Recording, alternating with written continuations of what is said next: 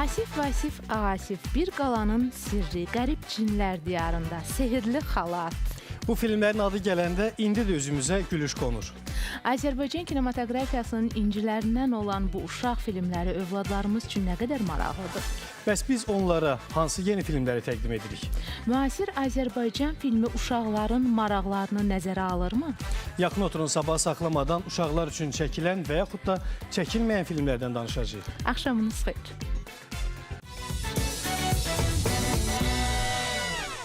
İstəyirsən? Kulağım anne, bize Fox göstereceksiniz. Ne? Fox dedi. Sizi benim sarayıma kim bırakıp? Ey ferdaşlar! Serdar tutun bunları! Tutun! Sehirli xalat, Şir evdən getdi, Asif Vasif Ağasif, Bir qalanın sirri, Qərib cinlər diyarında və Qaraca qız Sovet dövrü tariximizin məhsulu olan milli uşaq filmlərimizdir. Təəssüf ki, bu siyahının müstəqillik illərində uğurlu davamı demək olar ki, yoxdur. Son illərdə dövlət xətti ilə ərsəyə gələn uşaq filmlərindən yalnız Mədəniyyət Nazirliyinin maliyyə dəstəyi ilə çəkilmiş dərs filmini nümunə göstərmək olar. Necə olub belə vacib sahə yaradıcılıqdan kənarda qalıb və sanki əbədi sükuta qərq olub? Bu durğunluğun kökündə hansı səbəblər dayanır? Ən kədərlisi budur ki, eyni vəziyyət animasiya sahəsində də hökm sürür. Animasiya filmlərinin rəssamı, rejissoru və ssenari müəllifi kimi tanınmış Elçin Hami Axundov bildirir ki, hazırda bu sahədəki boşluğun müxtəlif səbəbləri var. Birinci, mütəxəssis mütləq lazımdır. Mütəxəssis, yəni animator, rəssam animator mütləq lazımdır. Onlar gərək klassik animasiyanı bilsinlər. Biz necə vaxtı ilə biz 60-cı illərdə klassik animasiyanın keçdiyi 2 illik kurslarla elən ki, bir geri kurslar təşkil olunur. İstəyirlər ildə bir saat yarımlıq film çəksinlər. Amma mütəxəssis lazımdır əlbəttə ki. Mütəxəssisləri hazırlamaq lazımdır. Müasir mövzunu da əlbəttə ki, gərək elə seçəsən ki, müasirlik olsun mütləq. Çünki ki, uşağı keçmiş nağıllarla başına ağlatmaq qeyri-mümkündür. Müsahibimiz hesab edir ki, milli mənəvi dəyərlərin azyaşlılara aşılanmasında animasiya filmlərinin rolu olduqca böyükdür. Onların milli ruhda tərbiyə eləməsi və milli ənənələri, bizim etnografiyanın hamısını aşılamaq üçün animasiya filmlərin çox əhəmiyyəti var. Ona görə biz mütləq gərək animasiya filmlərini çəkək, milli animasiya filmlərini çəkək. Əfsuslar olsun ki, indi o boşluğu xarici filmlər doldururlar və uşaqlar çox indi türk dilində, sonra ingilis dilində, rus dilində hansısa filmlərə baxırlar və bizə zidd olan mədəniyyəti qavrayırlar. Görünən odur ki, son illərdə uşaq auditoriyasına hesablanan audiovizual məhsullar, filmlər, animasiyalar barmaqla sayılacaq qədərdir. O milli uşaq filmlərindən, animasiyalardan hansını izləmsən? Cırtdan, Təpəgöz, çoxlu izləmişəm. Prosta yadımda qalan bunlardır. Xaricilərdən? Xaricilərdən Matilda, Tyler Durden. Cırtdan. Sonra Qırmızı Papaq. Sonra Bu xaricilərdən hansıları izləmisən? Nemo, Qubqa Bob. Hansılar daha maraqlı gəlib sənə? Yerli yoxsa xarici? Xarici. İngilis dilində anime məsələn, o da məncə maraqlıdır. Mən Tuxtuq xanımı izləmişəm, Cırtdan izləmişəm. O mənim ən sevdiyim cizgi filmlərim var idi. Xaricilərdən hansını? Xaricilərindən mən bir dənə ingilis filmi bilirəm. Tom and Jerry, onu da həmişə baxırdım. Bir dənə də rus filmi var idi, o da Gravity Falls idi. Hansılar daha maraqlıdır? Xaricilər yoxsa özümüzkilər? Ölümçülək. Hazırda görünən mənzərə uşaq və yeniyetmələrin inkişafında mühüm effektli təsir vasitə olan bu sənət sahəsi haqqında nikbin danışmağa əsas vermir. Çünki bu sahədə boşluğun olması digər ölkələrin istehsalı olan fərqli mədəniyyətin, ailə ənənələrinin daşıyıcısı olan məhsulların bazara daxil olmasına şərait yaradıb. Bəs uşaq filmlərinin çəkilişini stimullaşdırmaq üçün hansı işlər görülməlidir? Bu sahədə tələb və təklif balansı hansı səviyyədədir? Yaradıcı şəxsləri bu sahəyə necə cəlb etməli? Bugün sabah saxlamadan məhz bu barədə danışacağıq. İctimai televiziyanın efirində Sabaha saxlamayaq vaxtıdır. Bu axşam studiyamızdakı qonaqlarımızla birlikdə uşaq filmlərinə olan diqqətdən və yaxud diqqətsizlikdən danışacağıq. Uşaqlarımız mı uşaq filmlərinə maraq göstərmir, yoxsa kinematoqrafın diqqətindən qalıb bu sahə? Bu suala cavab axtaracağıq. Yaxın oturun. İlk kinotənqidçi Sevda Sultanovanın fikri ilə tanış olacağıq. Sevda xanım, Sovet dövründə çəkilən filmlər arasında az da olsa uşaq filmlərinə, uşaq dünyasını əks etdirən filmlərə yer ayrılırdı və biz demək olar ki, bugün studiyada olan hər kəs o filmlərlə böyüyən nəsilik. Bizim bugünkü uşaqlar üçün təbii ki, köhnə film sayılır onlar və o qədər də maraqlı gəlmir. Bəs biz bugün övladlarımız üçün nələrsə təqdim edə bilirikmi? Uşaqlar üçün çəkilən filmlərin vəziyyəti necədir? Araşdırmalarınız nə deyir?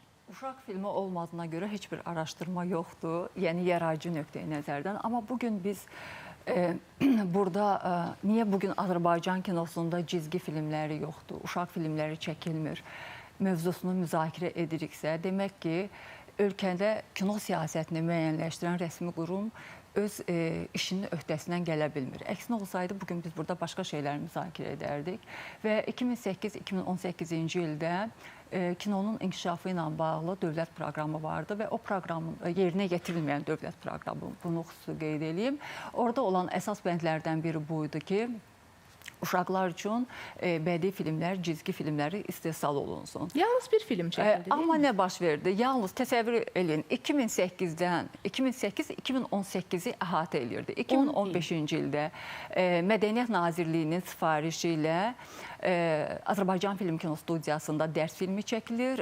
Rejissorlar Rafiq Əliyev və Cavid Təvəkkül. O film heç, mən izləmişəm, normal film hesab eləmək olar. Prokata çıxmadı, yayılmadı, bilmirəm indi telekanallarda göstərilir yoxsa yox. Və cizgi filmlərdə Salnamə Studiyasında bir 3 cizgi filmi çəkilmişdi. Cırtdan və Div, Cırtdan və Serli Güzgü və s. Ondan sonra bədii film, yəni uşaq kinosu, mən həmişə demişəm ki, ümumiyyətlə Azərbaycan Mədəniyyət Nazirliyinin kino şöbəsinin siyasətində bir neçə prioritet məsələ olmalıdır. Bunun biri ideoloji məsələlərdir, özəlliklə Qarabağ məsələsidir. Bir də uşaqlar üçün cizgi filmlərinin, bədii filmlərin çəkilməsi çox mühüm, yəni çox mühüm prioritetlərdən biri olmalıdır. Amma təsəvvür edin ki, ən qayğısız olan, ən diqqətdən qalan sahədə budur. Və biz bugün həm də ona görə bunu müzakirə edirik ki, bax, niyə gəlib bu səviyyəyə çatıb? Çünki Azərbaycanda kinonu kinematografçılar yox, kino məmurları diktə edir. Və mühüm problemlər olanda bizim kino ictimaiyyətimiz susur. Çünki nədənsə ehtiyatlanırlar, cəsarətli deyirlər. Hardasa konformizmə gedir ki, bax, bugün biz bu problemləri burada müzakirə etməli oluruq. Mədəniyyət yazarı Ramilə Qurbanlı studiyamıza qonaqdır. Ramilə xanım, xoş gəlmişsiniz. Sevda xanımı dinlədik və Sevda xanımın fikirlərindən belə nəticəyə gəlmək olur ki, mənzərə o qədər də ürəkaçan deyil. Bir də sizdən eşitək, uşaq filmlərinin bugünkü mənzərəsini siz necə görürsünüz? Sevda xanımın dediklərinin altından imzamı ata bilərəm. Yəni, mən də dəfələrlə araşdırmalarımda, yazılarımda da eyni fikirləri bölüşmüşəm, eyni fikirləri demişəm. Amma mən niyə çəkilmiri araşdırmışam. Sevda xanım dedi ki, çəkilmir deyə heç araşdırmağa da ehtiyac yoxdur. Amma bir niyə çəkilmirəm deyə, niyə çəkilmir deyə bir 2-3 araşdırmam var. Nə deyir araşdırmalarınız? Bax, ondan çıxış eləyərək deyə bilərəm ki, ümumiyyətlə, qurumlardan hər kəs bir-birinin üstünə atdı. Yəni, bir nəticəyə gələ bilmədi. O niyəni yenə tapa bilmədik. Niyəni tapa bilmədiyimiz üçün də bugün buradayıq da, düzdür. Yenə axtarırıq və inanmıram ki, hələ yaxın gələcəkdə nəysə yeni bir nəticəyə vara bilər. Ən azından biz verişimiz boyunca müəyyən bir cavab, heç olmasa ehtimallar üzərində dayanmağa çalışacağıq. Və hər şey özüldən başlayır da, düzdür. Məsələn, Sevda xanım dedi, kino məmurlarının əlindədir. Oradan bir kino sözündə çıxaram ümumiyyətlə. Kino məmurlarının əlindədir. Heç kino məmurlarının da əlində deyil. Bundan irəli gəlir. Məsələn, uşaqlar, biz bayaq siz dediniz, ifadə elədiniz, biz hansı filmlərlə böyümüşük, o filmlər bizi yetişdirib. Filmin, kinonun eləyə biləcəyi təbliğatı, görə biləcəyi işi heç bir qüvvə görə bilməz. Dəfələrlə demişəm və bunun üzərində də dayanıram. Uşaqları da uşaqlığından cizgi filmləri və kinolar tərbiyə eləyir. Bizdən daha çox onlar tərbiyə eləyir. Görün, indi bugün, zamanəmizdə uşaqlarımız hansı cizgi filmlərlə, hansı kinolarla tərbiyə olunur?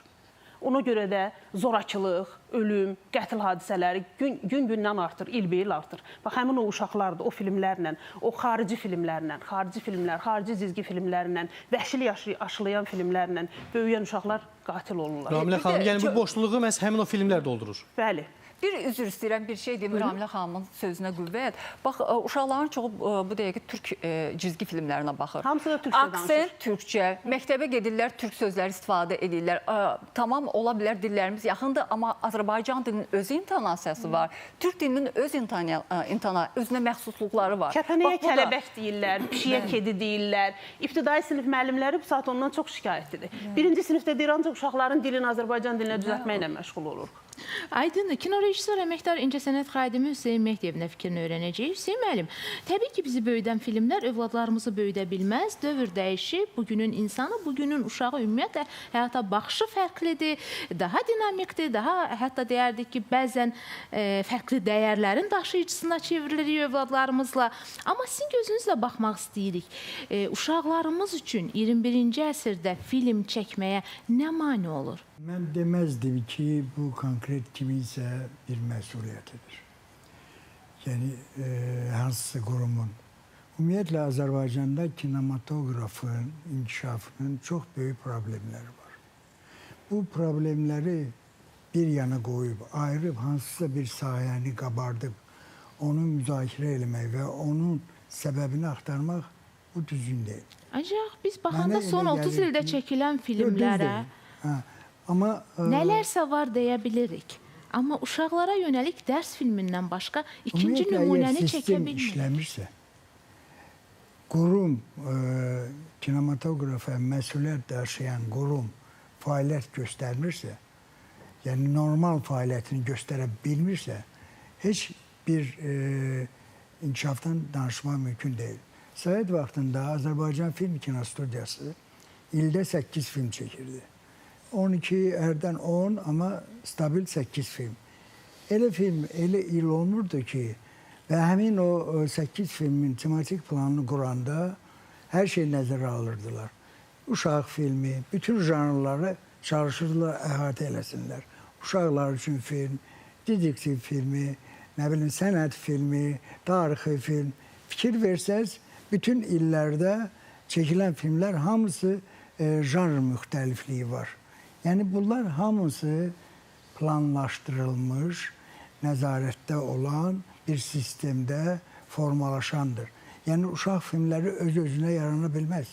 Dövlət dərək bu sahəyə xəstəlik eləməsin. Kinoya çox bahalı bir sahədir, özdə nəticəsi də çox effektivdir. Ona çoxlu pullar ayırsın. Biz cəmi 1-2 film çəkirik və istəyirik ki, orada uşaq filmi də olsun, Qarabağa da əsr olmuş film olsun, nə bilim, dedektiv də olsun, o da olsun. Bu mümkün deyil. Ona görə birinci növbədə kinematoqraf bir sistemə düşməlidir, qaydaya düşməlidir, yığışmalıdır. Bu saat o dağınıq vəziyyətdədir. Film çəkildi, hara göstərilir? Bir-iki dənə zallar var, rayonda heç kinoya baxa bilmirlər. Bunları hamısını düzəltmək lazımdır. Yəni, mən bunu niyə ümumi deyirəm? Bu problemi ayırmaq mümkün deyil. Əgər bütün mən dediyim sistem düzəlsə, indi Allah şükür ki, dövlətin münasibəti dəyişib, kino agentliyi yaranıb, yəni o da müəyyən dərəcədə kinonun vacibliyini göstərən, dövlətin göstərən bir amilidir. O agentlik yaranıb bütün vəziyyətlərə sabah məsuliyyət daşıyıb cavabdeh verməlidir. Biz onlardan tələb eləməliyik ki, bu niyə yoxdur, bu niyə yoxdur, bu nə səbəbi yoxdur, niyə belədir, niyə elədir. Yəni, indi kimdən tələb eləyir? Onlar da ancaq 2022-ci ildən başlayaraq problemlərə cavab verəcəklər. Son itirdiyimiz illər ərzində baş verən hadisələrə, kino sahəsində biz desək də ki, heç nə çəkilməyib, kifayət qədər çəkilib filmlər. Ötən mövsüm İctimai Televiziyanın efirində müstəqillik illərində çəkilən filmlərin Sabah saxlamayaq kinomuz var rubrikasında təqdim eləmişik. Sizin çəkdiyiniz Özgə vaxt filmi haqqında da orada danışmışıq. Yəni, kifayət qədər müsbət nümunələr var. Ancaq uşaq filminə qarşı nədənsə bir biganəlik var. Düzdür, Hüseyn müəllim bilirik ki, Azərbaycan filmi nə gündədirsə, uşaq filmi də o gündədir. Ancaq nədənsə bu sahəyə heç kəs üzünü çevirmək istəməyib. Məhz bu sualın cavabını axtarmaq. Haqlıdır o sistem məsələsində. Sistem yoxdur. Sistem dağıdılıb və yenisi qurulmayıb. Baxın, dərs filminin adını çəkdiniz bayaq. Rafiq Əliyevin, Cavit Təvəkkülün çəkdiyi dərs filmi. Dərs filmin bax, burada oturanlardan neçə nəfər görüb? Tutaq ki, çəkdik və ən uğurlanmasında dediyi kimi, tutaq ki, gəldim, mən gəldim, o gəldi, Bradyaga gəldi. Tutaq ki, film çəkildi. Bunu harda nümayiş eləyəcəyik? Bax, o sistem olmadığı üçün bir ya iki dəfə mən efirdə gördüm dərs filminin bir vaxt nümayişini mən təşkil eləmişdim. Uşaqlara nümayiş elətdirmişdim, premyeralarından birini eləmişdik. Həmin o dərs filmindən daha çox biz bugün yenə ekranlarda görürük köhnə Sovet filmləri, uşaq filmlərini, düzdür? Qərib Cinlər Diyarında, Sehirli Xalat, nə qədər verərlər bunları. Və indiki uşaqlar heç bir onu qəbul eləmir. O filmləri verirlər, valideynlər oturub baxıb uşaqlığın yadına salır. Vəssalam. Ramil xanım, dövrün tələbinə cavab vermir bəlkə. Bircə dəqiqə tamamlayım fikrimi. Uşağı məcbur eləyib gətirib yanında oturdursan ki, bu filmə bax. Mən baxmışam, mənim uşaqlığımın filmidir, yaxşı filmdir. Bax, 5 dəqiqədən sonra görürsən uşaq yoxdur. Sehirli Xalat filmində təqdim olunan gələcək artıq gəlib. Yəni uşaqlar üçün həmin gələcəkdə oturub keçmişə baxmaq o qədər də maraqlı deyil. Amma dərs filmin göstərmirlər. Biz istəyirik, deməli, bu 22-yə qədər problemin səbəbkarını axtaraq. Çox sadədir onun səbəbkarı. Sevda xanım düz dedi. 10 illik kinonun inkişaf proqramı var idi və orada da dəqiq göstərilmişdi. Və mən 100% bilirəm ki, animasiyanın inkişafı ilə bağlı bir neçə adam, yəni peşəkar, Mədəniyyət Nazirliyinə, o vaxtki şöbəsinə layihələr təklif eləmişdilər ki, animasiyanın müasir şəraitə inkişafı üçün. Heç bir layihə keçmədi. Qoydular qırağa. Yəni, o inkişaf proqramının əsas həll olunmayan, həyata keçirilməyən məqamlardan biri də məsələ bu sahədir. Yəni, uşaq filmində heç bir problem yoxdur. Dövlətlərə vəsait ayırsın, məsul qurum müsabiqə elan eləsin, hər il o müsabiqədən adı seçilsinlər filmlər və pul ayırıb çəkilsinlər. Elan olunan müsabiqələrdən nə nəticə var ki? Heç bir problem yoxdur. Bir şey məqamı demək istəyirəm. Bayaq Hüseyn müəllim dedi ki, kino bahalı, bunu hamı deyir də, kino bahalı sahədə falan, amma baxın, müxtəlif illərdə milyonlarla vəsait ayrılıb. Sadəcə burada bir dənə məsələ var. Bu vəsait təyinatı üzrə doğru xərclənməyib. Əgər təyinatı üzrə doğru xərclənsəydi, qrant layihələri ayırsaydı, müsabiqələr keçirilsəydi, bugün nəticələr biraz daha fərqli ola bilərdi. Söhbət bundan gedir. Yəni, pul həmişə olub. Sadəcə onun doğru xərclənməsi məsələsi olub həmişə. Siz köhnə...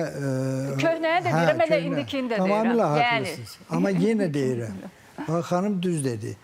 Müsabiqə elan edir. Kimin marağı olacaq? Bax, peşəkar, yüksək səviyyəli bir ssenaristin, rejissorun niyə meyli olsun ki, geçsin, uşaq filmi çəksin? Deməli, dövlət maraqlandırmalıdır. O sahəyə elə bir şərait yaratılmalıdır. Elə vəsait ayırmalıdır ki, peşəkar ssenarist maraqlı olsun. Çünki o da pul qazanmaq istəyir. Bu, vətənpərvərliklə, belə hakü ilə görülən iş deyil. Özü də bu məhz qazanılan sahədir. Hüseyn müəllim, düzdür. Bax, mən deyim, siz deyin, orada yanılıram ya yox. Cizgi filmlərindən danışaq. Cizgi filmlərinə bugün öz qəhrəmanlarımıza, amma bugünün nəzəri ilə. O qədər nağıllarımız var ki, maşallah. O nağılları bugünün, bu zamanın gözü ilə baxıb ekranlaşdırsaq və həmin o qəhrəmanların oyuncaqların düzəldib satışa çıxarsaq, həmin satışdan gələn vəsaiti təzədən yenə filmə, uşaq filminə yönləndirsək, görün necə bir sistem alınır, düzdür. Həm də bizdə belə bir təfəkkür var, bilmirəm, o bəlkə Sovet dövründən qalan təfəkkürdür. Biz qoymazdan əvvəl istəyirik götürək. Əvvəl bura bir qoymaq lazımdır vəsaiti ki, sonra yavaş-yavaş onu götürəsən, 2 qatın, 3 qatını artıq götürəsən. Yatırım edib sonra götürəsən. Cizgi filmlərindən də, uşaq filmlərindən də çox yaxşı qazanc əldə eləmək olar. Amma nədənsə o düşüncəyə gələ bilmirik. Qazanc məsələsi bilirsiniz, o biraz düzgün deyil. Əlbəttə ki, o da müsbət bir amildir, amma uşaq filmlərinə bütün dünyada, yəni o elə bir sahədir ki, orada təmənnasız dövlət kömək eləyir, vəsait ayırır. Burada məncə ikinci variant yoxdur. Yəni bu, əgər səbəbkarı axtarırsa, mən deyə bilərəm, o ərəfədə 22-ci illə qədər bütün proseslərə rəhbərlik edən məmurlar. Vəssalam. Biz niyə uşaq filmləri çəkilmir sualına cavab axtarırıq, qısa aradan sonra qayıdacağıq.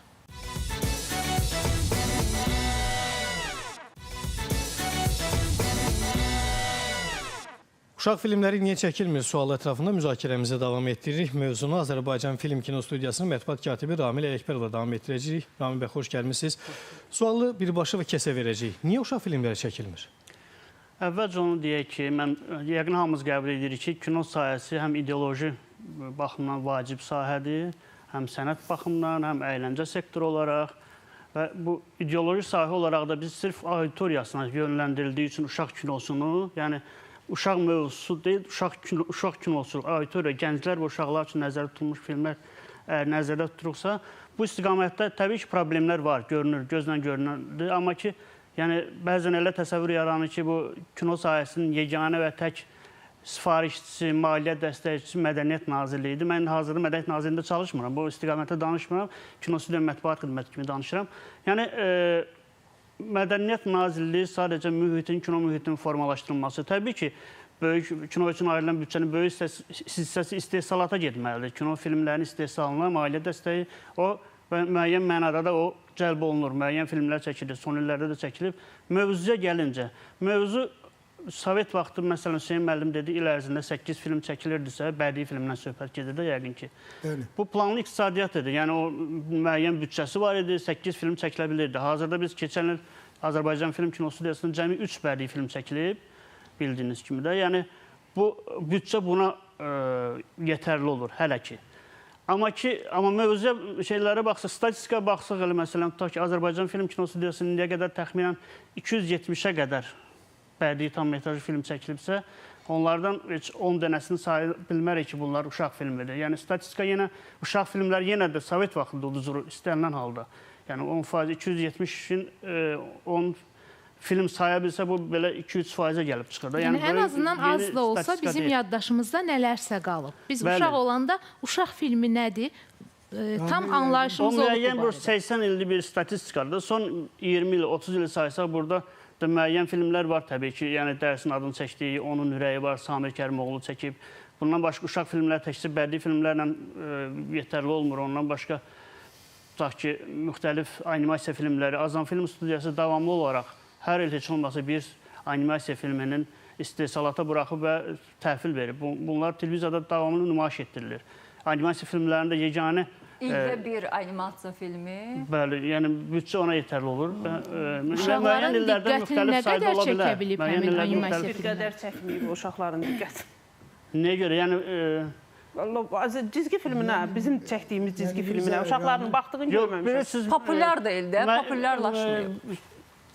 Asandır müəyyən mənada günahlandırmaq, sualı vermək. Məsələn, Rüstəm İbrahimbəyovla rəhmətli keçən kitab sərgisi var idi. Orada bir iştirak eləmişdi. Müəyyən bir söhbətlər getmişdi orada.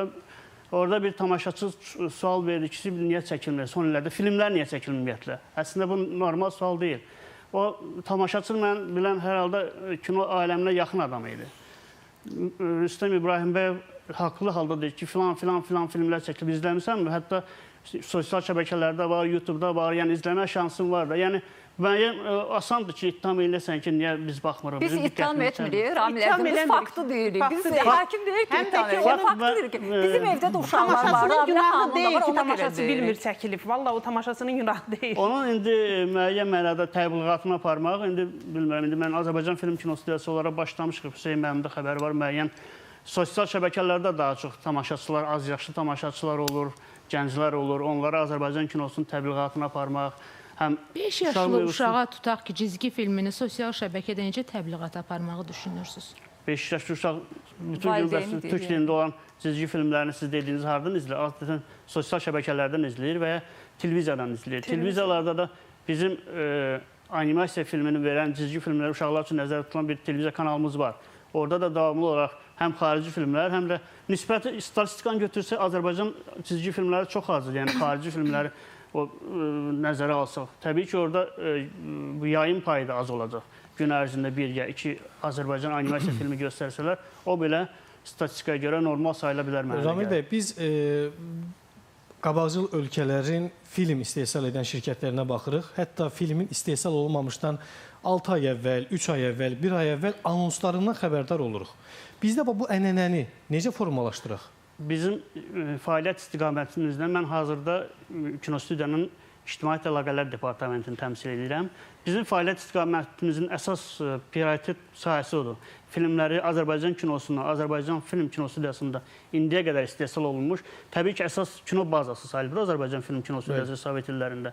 Böyük əksəriyyəti istehsal olunan filmlərin əksəriyyəti Azərbaycan film kinostudiyasının payına düşür. Bunların təbliğat hansı vasitələr olur? Dediyiniz kimi, əvvəldən PR məsələsi aparmalıdır, ictimaiyyət əlaqələr iş aparmalıdır. Bu tizerlərlə, posterlərlə, müxtəlif yayımlarla, çəkiliş prosesindən müəyyən kadrlarla verməklə və müəyyən təbii ki, televiziya kanalları ilə müştərək olaraq fəaliyyət göstərməklə.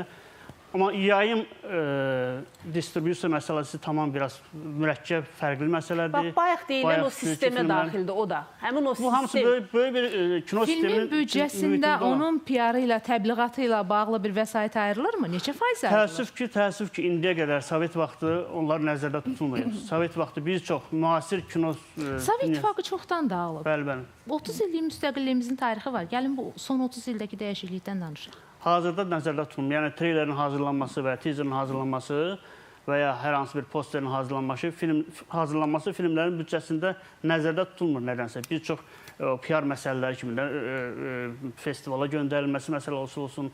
Onlar adətən studiyaların sonraki fəaliyyətləri prosesində. İkinci plana keçən məsələlər. İkinci plan deyəndə onlar məsələn, İctimaiyyət Əlaqələr Qurumu yoxsa biz, bu işlə biz məşğul olmalıyıq. Birbaşa olaraq posterin hazırlanması olsun, PR-ın aparılması olsun, çəkiliş kamera arxası görüntülərin yerləşdirilməsi, filmlə bağlı müsahibələrin aparılması, yayılması, filmin təbliğatının aparılması. Dediyiniz kimi, hələ istehsalat prosesi başlayandan andan etibarən bu nəzərdə tutulub bizim bazamızda. Amma ki, filmin ümumi büdcəsində hələ ki, elə bir söhbət yoxdur. Əslində, o nəzərdə tutulmalıdır. Filmlərin nümayişi, festivallara göndərilməsi, hamısı büdcə tələb edən işlərdir. Ona görə də son illərə qədər də, belə deyim, istehsal olunan filmlərin əksəriyyəti o büdcə nəzərdə tutulmadığı üçün böyük ehtimalla qalıb. Amma nümayiş məsələsi, kinoteatrın nümayiş məsələsi o, çox geniş və mənə də gəlir, çox biraz qəliz məsələdir. PR-ını aparmadan kinoteatrda nümayiş eləmək də ehtiyac PR olacaq, olsa kinoteatrda nümayiş olunsa olacaq, amma istənilən halda Azərbaycan əhalisi olaraq, Azərbaycan ərazisində filmlərdən gəlir qazanmaq mənə düşünürəm ki, sadəcə bir neçə nümunə ola bilər. Mən çox üzrə nümunələri öyrənib təbliğ etmək mən bir dənə əlavə eləmək istəyirəm. Mən indi Ramildə də hiss elədim, Hüseyn müəllimin də intonasiyasına hiss elədim. Mən doğrudan bəzən qınayırlar ki, bilmirəm, bəlkə də haqlıdırlar ki, mən niyə məhz apellyasiya edirəm Mədəniyyət Nazirliyinə? Məsələ ondadır ki, dövlət büdcəsindən ancaq Mədəniyyət Nazirliyinə pul ayrılır. Və bugün faktiki olaraq Azərbaycanda kinonun nüfuzu yoxdur, kinonun statusu yoxdur. Mədəniyyət Nazirliyi bu illər ərzində, indiki də keçmiş də o prosesi nüfuzu yaratmalıydı ki, əlavə fondlar yaradılsın, şirkətlər görsünlər ki, filmlər çəkilir, festivalları gedir, insanlar prokatda bu filmlər çox populyardır. Kinonun nüfuzu yoxdur. Hüseyn müəllimin yadına gələr 90-cı illərdə kino sənayesi dağılandan sonra bir çox filmlərə kino müstəqil firmalar, şirkətlər vardı ki, pul ayırırdı. Biznesmenlər var idi. Niyə ayırırdı? Çünki kinonun nüfuzu vardı. Şahmar Ələkbərova niyə ayırmışlar? Şahmar Ələkbərova nüfuzu var idi.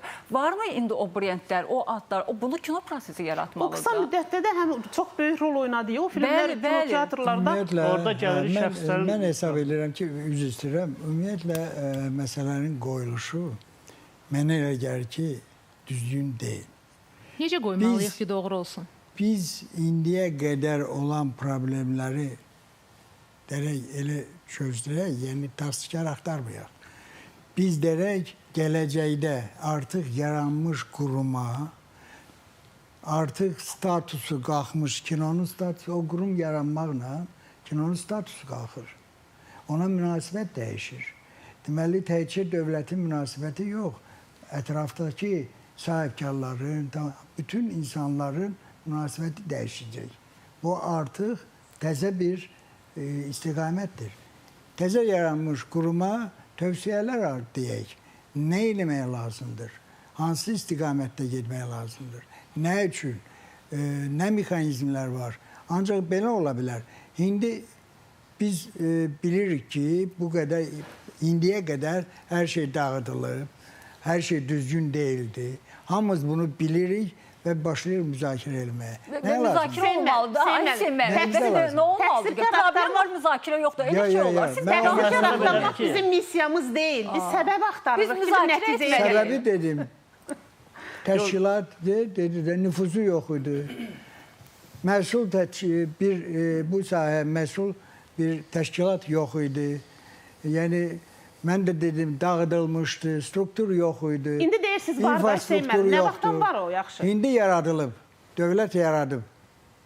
Bu yaxınlarda yaradıb. Yəni, əgər bu müttəham edirik ki, son 2 ildə görülən işləri yəqin ki, göz önünə almaq lazımdır. Yəni, bu agentliyin yaradılması özü son 2 ildə görülən işlərin nəticəsidir. Əgər bu agentliyin yaradılması 2 ilə başa gəlirsə, yəni siz hələ nəzərdə tutun, bunun... Çox gözəl mal alırsınız hər şey. Biz yaradandan sonra Ramil bir dəqiqə kino agentliyi nə vaxt mən ümid edirəm ki, Vüsalə xanım bizi burada bir də dəvət edəcək. Kino agentliyi yaranandan sonra 1 il, 2 il sonra biz oturaq yaxşı bunları sizə güzəştə gedirik. Hərçə mən güzəştə getməyəcəm. Amma müzakirə edək ki, aha, görək necə fəaliyyət göstərəcək. Əgər nüfuzdan danışırıqsa, indi yenə də bizim kino xadimlərimizin əksəriyyəti Sovet sistemi ilə düşünürlər. Otururlar, gözləyirlər, nə vaxt mənə film ayrılacaq, mən gedib film çəkəcəm. Bir prodüser, özü prodüser yetişdirməlidir, özü prodüser olmalıdır, prodüserlə işləməlidir. Bu prosesi dəstək olmaq lazımdır. Kim olmalıdır? Layihələr etmək lazımdır. Biz müzakirə edirik, səbəb axtarırıq ki, bir nəticə gəlir. Siz tez-tez ittiham sözün işlədirsiniz. Niyə? O müdafiədir, özünü müdafiə. Müdafiə olunursunuz ona görə. Amma biz hücumda deyilik. Biz bir yerdə deyilik. Gəlin bir-birimizi dinləyək. Biz hamımız razıyıq ki, problemlər çoxdur və həddindən artıq çoxdur. O problemləri düzəltmək üçün Mədəniyyət Nazirliyi sadəcə təmələ kömək edə bilər. Edə bilər, yox, etməli. Siz deyirsiniz ki, rejissor sadəcə oturub ona film verilməsini gözləyir, rejissor, prodüser yetişdirməlidir. Rejissorun işi prodüser yetişdirməkdirmi, yoxsa bugünə qədər İncəsənət Universiteti rejissorla yanaşı, operatorla yanaşı, senaristlə yanaşı prodüser də yetişdirməlidir? Mən düşündüyümdə qədər müşahidələrimdən ən düşündüyüm şey olur ki, ən problemli sahə bizdə prodüser sahəsidir, prodüser məsələsidir. Senaridən belə problemlidir. Senaridə problemlər çoxdur. Digər rejissorlarımız yetərli qədər yaradıcı, keyfiyyətli rejissorlarımız var. Aktyorlarımız həddindən çoxdur. Kino sahəsində bir çox sahələrdə işləyən yaradıcı insanlarımız və yəni dünya səviyyəsinə çıxa biləcək insanlar mən güman edirəm ki, var. Amma prodüser sahəsində, əgər prodüser olsa, prodüser kinosu inkişaf eləsə, mən bilirəm ki, yəni mövzu uşaqların da üzü güləcək. Uşaqların üzü güləcək. İkinci bir məsələni deyim. Məsələn, bu yaxında bir müsabiqə keçirildi, sərbəst mövzudaydı. Ora müraciət edənlər əsərlərin əksəriyyəti 70% kriminal əsərlər idi. Heç uşaq mövzusu demək olar ki, yox idi. Yəni mövzu elan olunmamışdı və özəl filmlərə də baxardı. Özəl təşəbbüslə çəkilən filmlərdən oradan tutaq ki, bir 100-ə yaxın bir özəl təşəbbüslə son illərdə filmlər çəkilibsə... Əksəriyyəti komediya janrı. Yəni, onlardan uşaq filmi, 2-yə 3-ünü mən xatırlayıram, uşaq filmi var. Bir neçəsi. Yəni, bu ümumi bir problemdir. Bu, təkcə Mədəniyyət Nazirliyinin, strukturun və hər hansı bir şəxsin problemi deyil. Bu milli kinomuzun problemidir. Milli kinomuzun inkişafı bütün janrların əhatəsi deməkdir. Bütün cəmiyyətin bütün təbəqəsinin əhatəsi deməkdir. Bunlar öz başına qalanda bu nəticə olur. Bu öz başına qalmamalıdır. Dövlət bunu tənzimləməlidir. Dəfələrlə deyilib ki, milli kinomuzun istiqaməti siyasətdir, ideologiya, kommersiyadır, biznes, sənətdir, incəsənət. Bu üç istiqamətdir. Bu üç istiqaməti də tənzimləyən ancaq dövlət qadirdir. Dövlət onu tənzimləyə bilər. Yəni, o qurumu da yaradıb ki, bu məsələ ilə məşğul olsun. Hansı sahə aksayırsa, o sahəni inkişaf elətirsin, maliyyə yardımı qoysun, nə bilim, şəraiti genişləndirsin. Ancaq belə inkişaf mümkündür. Belə, ay nə bilim, pul ora getdi, bura getdi. Bunlar hamısı var. Təsəvvürün sıfırdan başlamaq lazım. Xırdalıqlardır, amma bu konseptual məsələlər deyil. Konseptual məsələ dövlətin kinoya münasibətidir. O da özünü göstərdi. Gözləyək görək nə olur da, nə olub? Gəlin, gənc rejissor fikri də alaq. Səbinə Haqverdiyeva stüdiyamızın qonağıdır. Səbinə xanım, son illər gənc rejissorlar bir-birindən maraqlı işlər ərsəyə gətirirlər. Müxtəlif festivallarda uğur qazanırlar. İstərdik gənc rejissorların məhz uşaq dünyasına marağından soruşaq. Maraqlıdırmı gənclər üçün uşaq dünyası? Gənc rejissorlar üçün?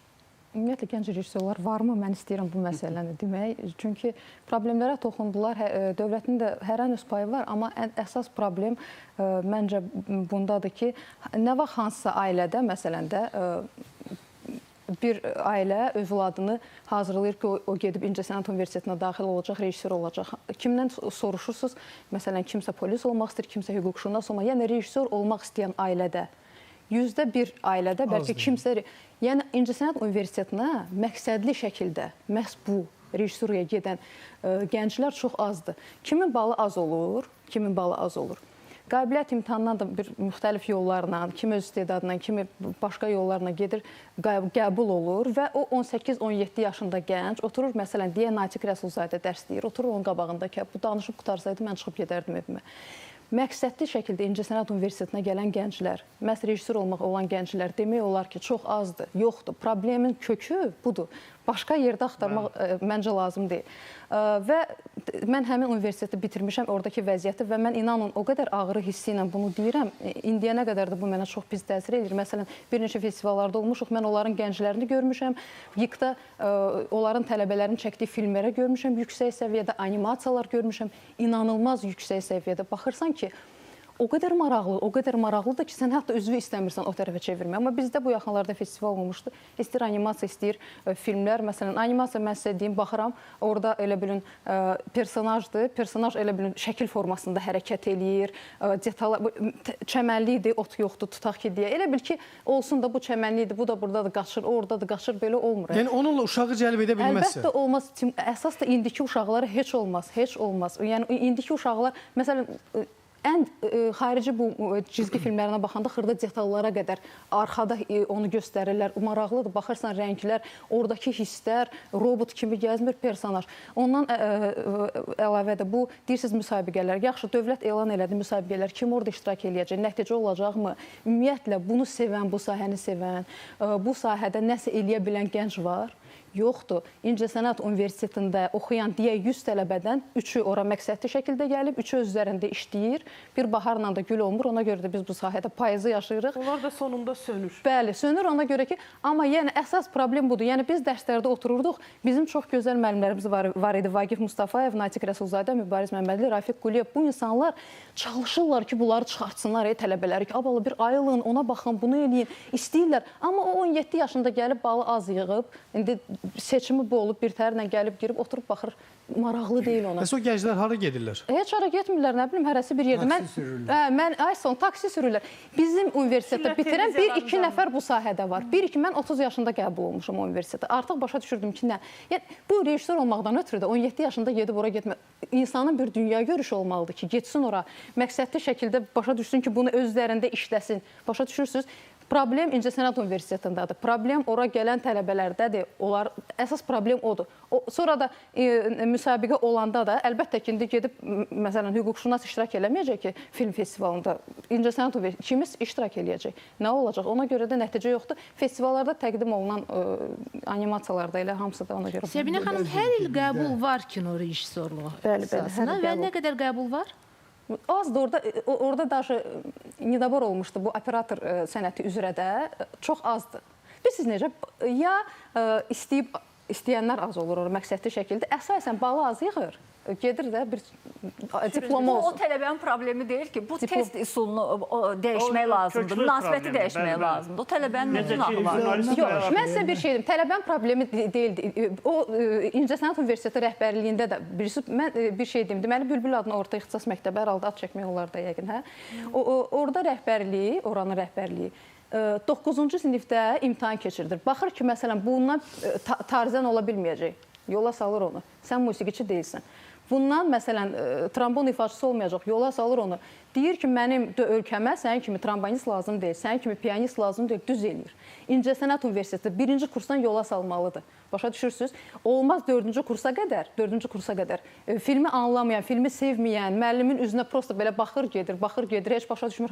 Ona diplom verməsin. Bəlkə yanaşmanı dəyişmək lazımdır. Sevmirsə sevməyin üsullarını təqdim eləmək lazımdır. 1-ci kursdan etibarən tələbələrdə stimul, başqa cür olmur. Sənət adamları arasında təsadüfən o universitetdən yolu keçən, ancaq Azərbaycan mədəniyyətinə və incəsənətinə misilsiz töhfələr verən insanlar var. Biz bunları da tanıyırıq. Ona görə də gəlin, ümumiyyətlə, həm mövzudan uzaqlaşmayaq, həm tək sevmirsə çıxıb geçsin, doğru yolu deyil. Hər insan sevdiyi yerdə olmalı deyil ki, olduğu yeri də sevmək özü birinci sənət. Bu bilirsiniz necədir? Bu belə bir şey deyil ki, məsələn, səsi olmayan adam oxuya bilməz axı.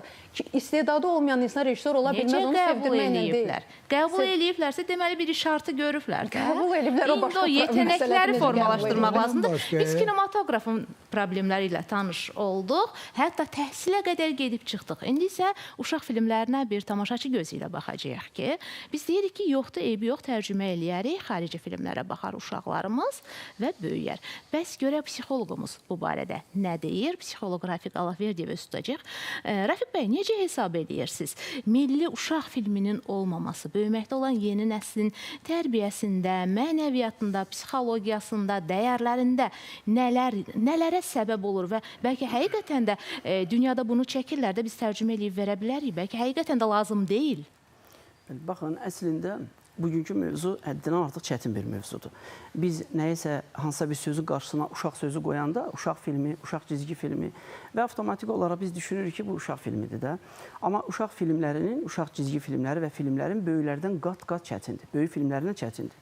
Böyüklərlə uşaqların psixologiyasında fərqlərə baxın. Böyüklər sujeti ehtimal edə bilir. Bu sujetdə nəsə olacaq. Axırı nəyə gedib çıxacaq. Bunlar nəyi demək istəyir. Uşaq filmlərində isə bu yoxdur. Yəni, uşaqların psixologiyasında bu yoxdur. Uşaqlar onu ehtimal edə bilmir, düşünə də bilmir. Onlar sadəcə olaraq həmin uşaq filmləri ilə uşaqlara verilməlidir. Baxın, peşəkar və mütəxəssislər burada çıxış etdilər. Bütün problemin subyektiv, obyektiv tərəfləri var. Bu normaldır, olacaq. Amma bizim problemimiz uşaq filmlərində, uşaq cizgi filmlərində tamam başqa bir yerdədir. Peşəkarlardan doğru istifadə edilməmək və ideologiyanın ardıcıllığı və sistemliyi olmaması. Baxın, biz Sovet filmləri, köhnə ittifaq filmlərini unutmuruq və hesab edirik ki, biz o filmlərdən böyümüşük. Amma bu demək deyil, o filmlər yaxşı idi, yaxşı deyil idilər.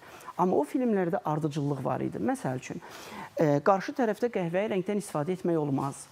Hansısa bir heyvan personajını tutaq ki, tülkü bütün filmlərdə bu obrazı daşımalıdır və s. Dəvə falan obrazı daşımalıdır. Bax, onlar bütün filmlərdə o strategiya gözlənilirdi və o peşəkarlara həvalə edildiyi üçün orada uşaq psixoloqlarından da güclü istifadə olunurdu. Rəng, forma, səs. Həmin bu üç element uşaqların psixikasında növbəti filmdə eyni elementləri gözləmək bir həvəsi yaradırdı. Ona görə də uşaqlar, kiçik yaşlı uşaqlar, obyektiv gerçəkliyi, obyektiv aləmi, tərbiyəni, hər şeyi onlar yamsılamalarla və hüsn-ü rəğbət vasitəsilə öyrənirdilər. Baxın, biz nə qədər böyüsək də, hansı yaşımız olsa da biz uşaqlığımızdan çıxa bilmirik. Niyə çıxa bilmirik? Çünki insanlar həmişə nə qədər böyüsələr də sevilmədiyi illərdə qalıblar. Hansı illərdə ki, onda sevilməyiblər. Uşaqlarda isə sevilmək hissinin həddi yoxdur. Görün, ailələrdə uşaqlar deyir ki, anam məni o birisindən az sevir. O qardaşımı məndən çox sevir. Onlar çox sevilmək istəyir. Həmin o uşaq cizgi filmləri və filmlərdə uşağın sevilmək haqqı, sevilmək bir tələbatı verilirdi. Uşaq hesab edirdi ki, orada o uşağı anası sevdi, o heyvan balasını digər heyvanlar qorudu və yaxud insanlar bunu xilas etdi. Amma bu informasiya digər filmlərdə ardıcıl təsdiq olunurdu. Deyək ki, baxın, indi bugünkü bizim uşaqlarımızda, əgər ailələrimizdə valideyn, ana uşağa bunu icazə vermir, ata isə icazə verirsə, o uşağın əxlaqı pozulacaq. Nəinki tərbiyəsi. Çünki ana bunu qadağa eləyir, ata isə buna himayədar çıxır. Bax, filmlərimizdə bu elementlər qorunurdu əvvəllər. İndi bizim uşaq filmləri, Vüsələ xanım ki dedi, milli cizgi filmləri və filmlərimizdə hansı boşluqlar var. Mən deyərdim ki, heç bir boşluq yoxdur. Bilirsiniz niyə? O qədər bayağı filmlər var. Peşəkar əmsala söykənməyən o qədər filmlər var ki, ona görə də bugün bizim kinematografiyanın və yaxud çəkilmiş filmlərin, cizgi filmlərin prodüser və yaxud reklam eləmək, PR eləmək ehtiyac yoxdur. Bunlar biznesdir. o uşaqlar üçün olan bütün cizgi filmlərini uşaq özü seçməlidir. Uşaq bayaq xanımlardan biri dedi ki, mən uşağı əyləşdirirəm ki, bu mənim uşaqlıq vaxtımın filmidir. Gəl otur bax və uşaq ona baxmır. Biz artıq ona böyük gözlə baxırıq, indiki gözümüzə baxırıq. Amma uşaqlar isə oradakı ardıcıllığı görmür. Baxın, indi bizdə baş verən hadisələr, bizim cizgi filmlərimizə heç bir rəng psixologiyasına üstünlük verilmir. Əgər narıncı rənglərdən çox istifadə edilmirsə, o 5 yaşında olan uşaqlar 18, 25, 24 yaşlarında ana olmaq həvəsində olmurlar. Narıncı rənglərdən çox istifadə etməyəndə. Bənövşəyi rənglər ardıcıl, uşaqlardan biz danışırıq. Bənövşəyi rənglər ardıcıl və qarşı tərəfdə, yerdə yox, aşağıda yox, qarşı tərəfdə və fonda. Çox istifadə edəndə onlar çox mərhəmətli olurlar. Qırmızı və göy rənglər, çalarları düzgün olmayanda bunlarda idmana qarşı həvəs olmur. Və uşaqlarda bugün bizim kinematografiyada dövlət pulda ayırır, peşəkarlarımız da var, kifayət qədərdir. Amma bizim peşəkarlarımız yaş dövrün psixoloji əlamətlərinə əhəmiyyət vermirlər. Sadəcə olaraq bu film baxılacaq, baxılmayacaq. Bu filmdə mən nə qədər qazanacam, qazanmayacam. Biz onun üzərində fokuslaşırıq. Amma həmin o rəngləri tutaq ki, götürdük. Müəyyən rənglər, ağ və qara rəngi, əgər bir-birini örtməsə və bu, deyək ki, Rami müəllimin çəkdiyi bir filmdə də var idi, Rafiq müəllim də, Həsən müəllim də çəkdiyi filmlərdə ağla qara kəsişdi. Bu, uşaqlarda nə əmələ gətirir? Mükəmməlçilik, barış, mərhəmət və güzəştə getmə hissi əmələ gətirir. Ağ və qara rəngin kəsişməsi. Amma bunların heç biri bizim filmlərimizin heç birində də yoxdur. Mən izləyirəm hərdən. Siz ki, efirə dəvət eləyəndə mən sadəcə olaraq bir xatırlamaq istədim. Bunların heç biri yoxdur. Bax, ona görə də uşaqlarımız filmlərə baxmaq istəmir. Ona görə bayağı filmlərə baxırlar. Baxın, indi bizim milli ornamentlərimizə söykənən və uşaq yaş dövrünün psixoloji xüsusiyyətlərinə əsaslanmayan filmlərimiz nələr əmələ gətirir?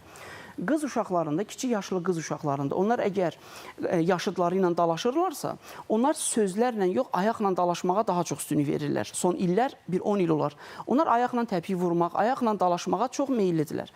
Amma bu bizim milli genetik kodumuza uyğun deyil. Nədir bunun səbəbi? Aqressiya. Güclü formada aqressiyanın artması. Filmlərdən, cizgi filmlərindən qaynaqlana bilərmi? Baxın, televiziya tamamilə oradandır. Televiziya mədəni kütləvi informasiya vasitələri insan psixikasına, uşaq psixikasına birbaşa təsir edən bir vasitədir. Baxın, indi biz uşaq vaxtları analarımızın, atalarımızın, nənələrimizin nağılları əsasında yatmışıq. Niyə yatmışıq? Çünki kiçik yaşlı uşaqlar oxumağı bilmir, hərf tanımır, oxuya bilmir. İxtiyari diqqət güclü deyil ki, bu oxusun görə bunun axırı hara gedib çıxacaq. Səslə ana oxuyub, o yatıb. Niyə yatıb? İxtiyari diqqət güclü deyil. Ona görə də orada ana nağılı danışıb, axıra gedənə yaxın bu yuxusu tutub yatıb. Biz deyə bilmir. Bizim filmlərimizdə də bax, o yoxdur. O yoxdur. Uşaq filmləri və cizgi filmlərimizdə uşaq psixikasına uyğun elementlər nəzərə alınmır. Bax, digər bir məsələ. Son dövrlər bizim tərcümə olunmuş, digər qonşu dövlətlərimiz fərqi yoxdur. Bütün ölkələrdən tərcümə olunmuş filmlərimizdə dublyaj çox gözəldir, tərcümə yaxşıdır. Amma uşaq sayağı səslərdir. Sanki əzizlənmə formasına səslər, bu isə nəyə əmələ gətirir? Dublyaj olunmuş filmlərdə böyüklərə hörmət etmə hissini azaldır. Uşaqda böyüyə hörmət hissini azaldır. Çünki, baxın, orada uşaqlar böyüklərdən fərqli olaraq hədsiz diqqətli olurlar.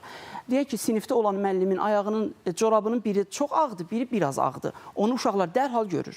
Böyüklər isə ona fikir verə bilmir. Uşaqlar ona görə də filmə baxanda baxır ki, o səslənməklə bunun ağzı düz gəlmədi.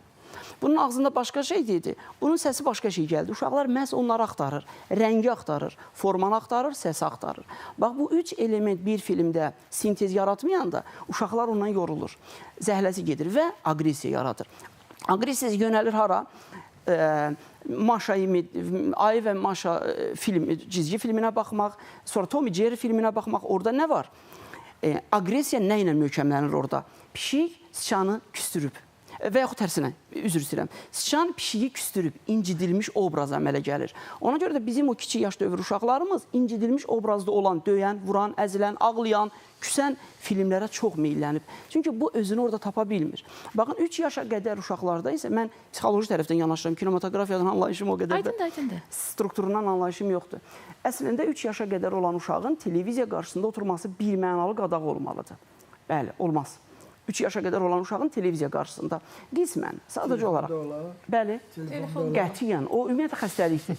Bax, düzdür, düz yanaşdı müəllim. Çünki televiziya deyəndə mən vizual bir kontaktı nəzərdə tuturam. 3 yaşa qədər. Amma biz Valideynlərimiz indi kinematografiyanı biz qınadıq, amma valideyn uşaq sussun deyə telefonu verir və s. digər şeyləri verir. Uşaq orada yaşına uymayan rəngləri görür, formanı görür. Bax, bizim uşaq və cizgi filmlərimizdə, uşaq cizgi və filmlərimizdə çatışmayan psixoloji məqamlardır. Bir bunlardır.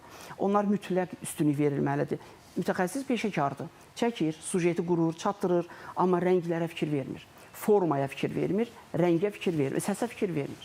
Bax, bunlar uşaqlarda həmin o bizim milli filmlərimizə bayağı münasibət yaradır. Və sonra biz uşaqları qınayırıq ki, indi mən geri qayıdım ittifaq dövründə olan filmlərə.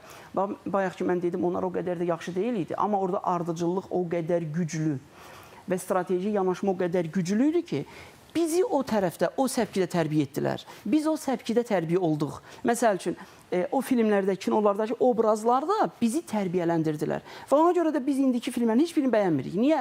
Bizi o qədər güclü tərbiyə ediblər ki ondan. İndiki bizim yaxşını da tərbiyə edə bilmirik, mənimsəyə bilmirik. Çünki indikidə onun təsdiqi yoxdur. Amma baxın, peşəkar da təsdiqi yoxdur. Biri var, təsdiq yoxdur, anladıq.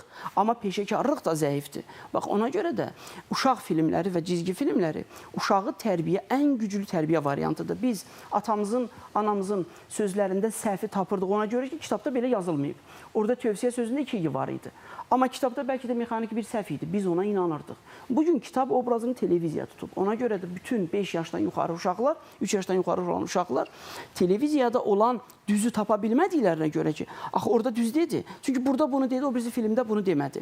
Uşaqlar çaşbaş qalır və aqressiv uşaqlar, hiperaktiv uşaqlar, autizm xəstələri hədsiz çoxalıb, davranış pozuntusunun sayı yoxdur.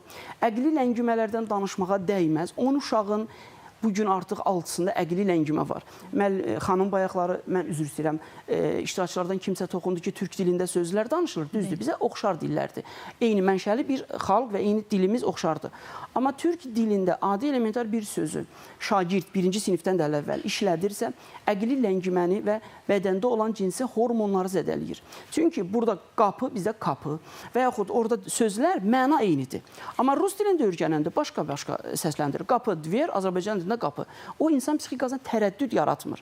Amma türk dili tam oxşar olduğuna görə uşaq fikirləşir ki, axı o söz bizə oxşar idi, bəs bu niyə buna oxşar deyil? Narıncıya turuncu demək və yaxud müəllimə deyən kimi. Yəni biz fərqində olmadan nə qədər fəsadlar var, xəbərimiz yoxdur. Bizə kifayət qədər uşaqlar müraciət edir ki, güclü əqli ləngimə, hədsiz əqli ləngimə. Amma baxırıq ki, bunun genetikasında yoxdur bu əqli ləngimə. Axı elementlər olmalıdır. Deyək ki, əqli ləngimənin doğuşdan əmələ gələn barmaqlarında və yaxud göz qulağında bir təsdiq olmalıdır ki, bu əqli ləngimədir. Bu valideynlərdən hansısa mənfi rezonans qrupundandır, qohum-nikah və s. Heç biri yoxdur. Amma əqli ləngimələr artır. Aydındır. Sevda xanım, Rafiq bəyin sadaladıqları detallara toxunanda o deməkdir ki, uşaq filmi çəkmək həm də asan deyil də. Təkcə maliyyə tərəfini diqqəti qoyaq kənara, bu həm də hər rejissorun öhdəsindən gələcəyi, hətta hər komandanın öhdəsindən gələcəyi bir iş deyil. Baxın, bizdə bütün bu göstəriciləri nəzərə alaraq bu detallar üzərindən işləyə biləcək komanda nə qədərdir? Çox yaxşı bir məsələyə toxundunuz. Bax, mən düşünürəm ki, biz deyəndə ki, bax, bu müsabiqələr olmalıdır. Bu, həm də yazıçılar ittifaqı ilə birlikdə, işbirliyində olmalıdır. Misal üçün, kukla teatrına pyeslər gəlir. O pyeslərə biz baxırıq, pyeslərin çoxu adekvat deyil. Uşaq psixologiyasını bilmirlər. Bilmirlər ki, misal üçün, heç gəlib teatrın tamaşalarına baxmırlar ki, orada necə tamaşalar qurulur, nə olar, nə olmaz.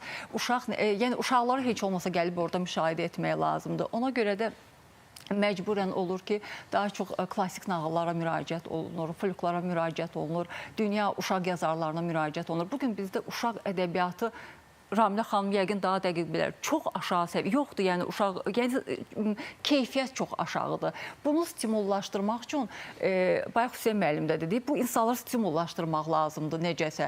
Ona görə də biz deyirik ki, bax, nəsə o qrantlar alır, maliyyə olmalıdır da bir sözlə, başa düşürsünüz ki, və prioritet qoyulmalıdır ki, bizə bu mövzular lazımdır. Və bir də bunun üçün, bilmirəm, indi tutaq ki, filologiyada və yaxud da Yaşlar İttifaqı master klasslar keçirmək kimi xariclə əlaqə yaratmaq lazımdır, uşaq ədəbiyyatının spesifikasına, amma bizim o milli kodlarımız olmaq şərti ilə. Milli kodlar olmadan, milli kodlar üzərində qurulmayan uşaq ədəbiyyatı müəllimin dediyi kimi bizim uşaqlarımızı həm fiziki cəhətdən, həm əqli cəhətdən, psixoloji cəhətdən daha doğrusu məhv aparacaq. Yəni bu bir kompleks iş olmalıdır da. Amma haqlarını tapdamayaq. Uşaq ədəbiyyatı son vaxtlar yaxşı uşaq ədəbiyyatı var. Reyhan xanımın, Sevinç xanımın çox yaxşı. Onlar var, müəyyən var, amma o bir tendensiya deyil, geniş yayılmış bir tendensiya, bazar yoxdur. Yəni bazar çox dardır. Baxın, mən bir məsələn icazə verim, qısa bir bildirim.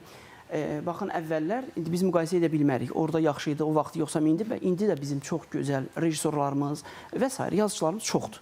Amma baxın, dərsə gedən bir uşaq çıxdı buz üstə qocaq, sürüşdü birdən-birə, dəydi üz üstə yerə. Bax, həmin o üz üstə sözünə görə dövlət həmin o sözü çox o vaxtı, deyək də ittifaq vaxtı, çox böyük bir reaksiya verdi ki, üz üstə ola bilməz. Buz üstə yerə. Üz üstə yerə yıxılanda uşaq dərhal fikirləşir ki, bunun ağzı dağıldı. Amma böyük insan fikirləşir ki, üz üstə yıxılanda, yəni belə. Üzü yerə dəyməyə də bilər. Əli tutdu belə, düşdü belə. Həmin onu dərhal çıxartdılar. Əgər o şairin səhvi idisə də belə, üzr istəyirəm, biz şairin ünvanı deyə bilmərik. Bizim yəni klassik, bəli, klassikimizdir. Əgər o sözü şair fikir verməyibsə də belə, dərhal kinematografiya üzərində rəhbərlik edən orqanlar müdaxilə etdilər ki, üz üstə yerə ola bilməz. Baxın, bir məsələyə də mən fikrimi bildirəm, vaxtımız çatmayacaq. Bizim incəsənət və yaxud digər bütün sahələrimizin hansısa bir məmurun əlində cəmləşməsi daha yaxşıdır. Daha yaxşıdır. Amma o məmur, deyək ki, dövlətin daşıyıcı siması olan məmur peşəkarlardan istifadə edərək peşəkar filmlər çəksə daha yaxşıdır. Məmurun əldə cəmləşməsi daha gözəldir. Hansısa bir, deyək ki, mədəniyyət naziri, o da məmur sayılır. İncəsənət və turizm, deyək də bunlar, onlar da məmurdur. Onların əlində özəl sahələrə, uşaq filmlərinin özəl sahələrin üzərinə tam pərakəndə buraxmağı, mən deyərdim, ümumiyyətlə doğru deyil.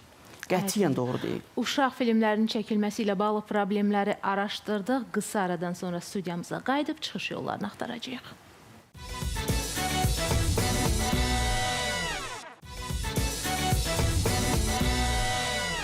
Bugün sabah saxlamadan uşaq filmləri niyə çəkilmir sualı ətrafında müzakirəmizi davam etdiririk. Fasildən əvvəl Ramil bəy, Sevda xanım da toxunduğu məsələyə, digər qonaqlarımızda da həmin o nüansa bir toxunuş var idi ki, məhz dəstək olmalıdır, dövlətin dəstəyi olmalıdır, qrantlar ayrılmalıdır. Bəs dünya təcrübəsində necədir bu? Bugün bizim istər telefonlarımızda, istər planşetlərimizdə, televizorlarda uşaqların daha çox maraq göstərdiyi cizgi filmləri və ya filmlər var ki, onlar özəl şirkətlər tərəfindən istehsal olunur. Belə təcrübəni biz özümüzə necə gətirməliyik? Ümumiyyətlə, dünyanın bir çox ölkəsində dövlətin kinoya dəstəyi müxtəlif şəkillərdə, müxtəlif strukturlarda mövcuddur. Fondlar şəklində ola bilər, hər hansı bir nazirlər kabineti strukturunda ola bilər, nazirlik şəklində ola bilər, bir orqan, hər hansı bir orqan şəklində. Amma bu, adətən bu dəstək hansı şəkildə olur? Filmin müəyyən hissəsini maliyyələşdirmə şəklində olur. Məsələn, ta ki, filmin büdcəsinin 30%-ni, 40%-ni, çünki normal prodüser məktəbi var o ölkələrdə və onlar öz productionlarla, müxtəlif şirkətlərlə əlaqədədirlər, əməkdaşlıq edirlər və filmin digər hissəsinin büdcəsini və ya xarici beynəlxalq əməkdaşlığa gedirlər, adətən belə olur. Bizim də, məsələn, agentlik qurulmaqdan sonra növbəti, biz həmişə illər boyu 2008-dən etibarən həmişə deyik ki, Avromaj niyə üzv olmadığı Avropa Birliyinin... Bu barədə ən çox yazılarla çıxış edən Sevda xanım. Bəli, bəli. Yəni, bu filmə dəstək verən qurumlardan biridir Avropa Birliyində, Avropa Birliyi ölkələri arasında. Yəni, bu istiqamətdə işlər getməlidir. Bu istiqamətdə işlər getməyi üçün biraz struktur ayrıldı artıq. Kino agentliyi yaradılandan sonra... Yəni, bu istiqamətdə işlər getməlidir. Biz bunu 2008-dən mi bəri deyirik? 2008-dən bəri dövlət proqramı var idi, proqramda var, amma olmadı. Nəticə bəs? Nəticədə bundan sonra olacaq inşallah. Nəticə yoxdur, bundan sonra olacaq. Məsələn, bu yaxında Avropa Film Akademiyasından bir neçə kino xadimlərimizin üzv qəbul olunması artıq bizim kino xadimlərimizin biraz beynəlxalq səviyyəyə, beynəlxalq aləmə biraz açılması deməkdir, müəyyən mənada. Çünki artıq Film Akademiyasının üzv olmaq deməkdir, orada baş verən hadisələrdən xəbərdar olmaq, müəyyən müddətdən sonra səs vermə hüququ olmaq, Avropa Film Akademiyasının keçirdiyi mükafatlandırmada. Bəs tamaşaçı bu dəyişikliyi necə hiss eləyəcək? Tamaşaçı bu dəyişikliyi o şəkildə hiss eləyəcək ki, məsələn, filmlərin sayı arta bilər. Çünki artıq beynəlxalq fondlardan filmlərə dəstək gələ bilər. Keyfiyyət də arta bilərmi? Keyfiyyət artmalıdır. Pul artırsa keyfiyyət də artmalıdır. Çünki mütəxəssislər yetişməlidir, mütəxəssislər cəlb olunacaq, ola bilər ilkin mənada kənarda mütəxəssis cəlb oluna bilər. İstənilən halda filmin əgər keyfiyyətini, sayını, kəmiyyətini və keyfiyyətini artırmaq üçün istehsal güclənməlidir. Kino mühiti formalaşmalıdır ki, təkcə bu agentlik mühiti formalaşdırsın. Artıq özəl productionlarda, məsələn, biz keçən müsabiqə elan edəndə sırf özəl studiyalar üçün elan olundu. Dövlət studiyaları bu müsabiqədə iştirak eləmədi. Yəni, burada məqsəd odur ki, biraz özəl mühit, biraz tərpənsin, biraz burada stimul yaransın, hərəkət yaransın ki, nəsə bir iş görülsün. Ramil bəy, keyfiyyətli uşaq filmi və yaxud da ki, animasiya filminin ərsə gəlməsin, yəqin ki, orada məbləğ də dəyişəcək. Təqribən, təxminən nə qədər məbləğ lazımdır? Vəsait nə qədər lazımdır ki, keyfiyyətli bir uşaq filmi ərsəyə gəlsin? Ümumiyyətlə, bunu uşaq filmi və ya böyük film şəklində ayırmaq düzgün deyil. Filmin ərsəyə gəlməsi üçün elə müəllif filmləri olur ki, təbii ki, müəllif filmi, uşaq filmi kateqoriyasına girən filmlər çətin olar. Amma elə müəllif film ola bilər ki, 100 minə başa gələ bilər. Amma istənilən halda filmin büdcəsi hüdudsuzdur. 1 milyona normal... Biz minimumu götürək. Əgər biz nağıl filmi çəkəcəyiksə, orada yəqin ki... Elə bir film olsun ki, bugün uşaqlarımız qərb ölkələrində hazırlanan həmin o filmləri planşetdə izləməsinlər. Məhz həmin o filmi və yaxud da ki, animasiya filmini izləsinlər. Bədii film üçün yəqin ki, bir 2 milyon minimum lazımdır. Əgər biz orada müxtəlif trüklardan, qrafik trüklardan istifadə eləsək, təbii ki, bu biraz baha başa gəlir və uzun müddətli məsələdir. 2 milyon, 3 milyon lazımdır ki, normal şəkildə dünya bazarına çıxa bilən bir film istehsal olunsun. Animasiya filmi isə, animasiya filmində məsələn, onların hazırlanma prosesi müxtəlifdir. 3D, 2D, müxtəlif versiyalar, müxtəlif daha sürətli hazırlanmaq üçün daha mobil şəkildə qrafikadan istifadə olunma məsələsi var. Ən çox sevilən və ən dəbdə olanı 3D idi. Bəli, bəli. Onların da bəzən qısa metrajlı filmlər istehsal olunanda təxminən 100 mindən 150 minə qədər bütçəsi olurdu bəzi filmlərin. Artıq tam metrajı üçün bu bütçə təbii ki, artacaq. Animasiya filmi daha çətindir bəlkə filmi. Animasiya filmi demişkən, biz istəyirdik bugün studiyamızda həm də animasiya filminin bugünündən danışaq. Təəssüf ki, bu sahədə çalışan şəxslər heç müzakirə üçün studiyamıza gələ bilmədilər. Kimisə dedi ki, mən bu barədə danışmaq istəmirəm, kimisə dedi ki, mən utanıram bu barədə danışmağa. Yəni, bu sahədə görülməsi lazım olan işlər daha çoxdur. Və biraz öncə Ramil bəy dedi ki, biz müsabiqə elan edəndə daha çox özəl sektor üçün elan eləmişdik ki, orada bir canlanma olsun. Biz ümumiyyət 21-ci əsrdə Azərbaycan filminin inkişaf dinamikasına baxanda daha qabarıq formada elə özəl sektoru görürük. Bugün ən azından müstəqil film, biz elə keyfiyyətindən danışmırıq, çünki keyfiyyət yəqin ki, sonraki mərhələdir. Ən azından tamaşaçını kinoteatra toplaya bilib, öz tamaşaçısını kinoteatra qaytara bilib. Baxın, o gənclər, bugün müstəqil film üzərində işləyən gənclər ən azından sıfırdan olaraq bu işi qurmağa çalışırlar və artıq ciddi nailiyyətləri də var bu illər ərzində görünən əməyə baxanda. Müstəqil film üzünü uşaq filminə çevirərsə, baxaq ki, valideynlər övladını filmə gətirməyə maraqlıdır. Biz kinoteatrlara gedəndə görürük ki, onlar gətirirlər, əcnəbi dillərdə nümayiş olunan cizgi filmlərini və yaxud uşaq filmlərinə uşaqlarını cəlb eləyirlər, maraqlıdırlar bunda. Demək ki, müstəqil film bundan həm də qazana bilər. Sizcə, hər birinizin fikrini öyrənmək istəyirəm. Səbinə xanım, sizdən başlayaq. Sizcə, müstəqil filmdə bu sektorda çalışan insanlar dövlət dəstəyi göstərmədən özləri başlasalar bu sahəyə diqqət yetirməyə nələrə nail ola bilərik? Ümumiyyətlə, nə dərəcədə maraqlı olar onlar üçün? Sərmayəni toplaya bilərlərmi? Ən azından kiçik büdcələrindən başlayaq ki, onu toplaya bilərlərmi? Mən inanmıram, bilirsiniz niyə görə? Pis danışıram, həmişə əslində belə istəmirəm danışmaq. Çünki uşaqlarla işləmək bu çox böyük işdir də, yəni bu balaca iş deyil. Yəni biri var ki, müstəqil filmlərdə hər müəyyən ssenari yazılır, tamaşaçını nəzərə alıb ki, biz necə problemi qoyurlar, necə toxuna bilərik, tamaşaçıya hansı məsələ ilə onu bura yığa bilərik. Amma aktyorlarla, böyük aktyorlarla işləyirlər, amma uşaqlarla bu olarda mən inanmıram ki, bu qədər asan da alınsın. Çünki bu daha çətindir. Uşaq filmi daha çətindir. Daha çox əziyyət tələb edir. Daha əziyyət, daha çox. Bir də uşaq kimi olmalısan daxilən. Biri var uşaqların iştirakı ilə, müstəqil onlar olsa, bilirsiniz necə film çəkə bilər. Onlar uşaqların iştirakı ilə film çəkə bilər, məsələn. Amma uşaq filmi çəkmək, uşaq dünyasını əks etdirən filmlər. Bəli, uşaq üçün film çəkmək mən bilmirəm, yəqin ki. Hüseyn müəllim, siz nə düşünürsünüz bu barədə? Yox, əlbəttə ki, yox. Əgər fikir versəz, bu gün kinoteatrlara, yəni kinozallara gedən tamaşaçı nəyə gedir? Əsas etibarı komediya, action, nə bilim, hakü, artdan düş, elə şeylər gedirlər baxmağa. Uşaq filminə kim gedəcək baxmağa? Ola bilər bir seansda uşaqlar üçün xüsusi bir seans eləyib, dəvətli olsun, valideynlər uşaqlarına gəlsinlər.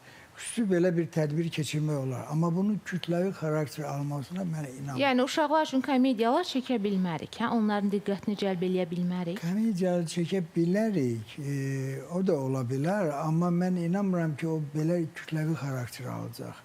Çünki uşaqlar gəlsinlər, oraya baxsınlar, qabaq, əgər yadınızdadırsa, bəlkə də eşitmişsiniz, bizim xüsusi uşaqlar üçün kinoteatr da var idi, vətən kinoteatrı. Və orada uşaqlar gəlirdilər baxmağa, valideynləri ilə ayrıca. Belə bir tədbir də eləmək olar, belə bir addım da atmaq olar. Yəni, mexanizmləri çoxdur. Düzgün komanda gəlir. Onların hamısını həll eləmək lazımdır, fikirləşmək lazımdır. Hansı bizə daha uyğundur. Hüseyn müəllim, birinci demək ki, valideynlərin marağını oyatmaq lazımdır. Çünki özünüz də qeyd edirsiniz ki, uşaqları gətirən valideyndir. Valideynin marağı yaxşı film olsa yəqin ki, gətirər. Məsələ burasındadır ki, kinoteatr biraz bizdə indi infrastruktur o qədər də bizim ölkəyə uyğun deyil. Əsas etibarıyla kinoteatrlar hamısı mərkəzdə yerləşir. Rayonda, başqa şəhərlərdə yəni belə kütləvi xarakter filmə baxmaq mümkün deyil. Bu da onun rentabelliyinə çox böyük ziyan vurur.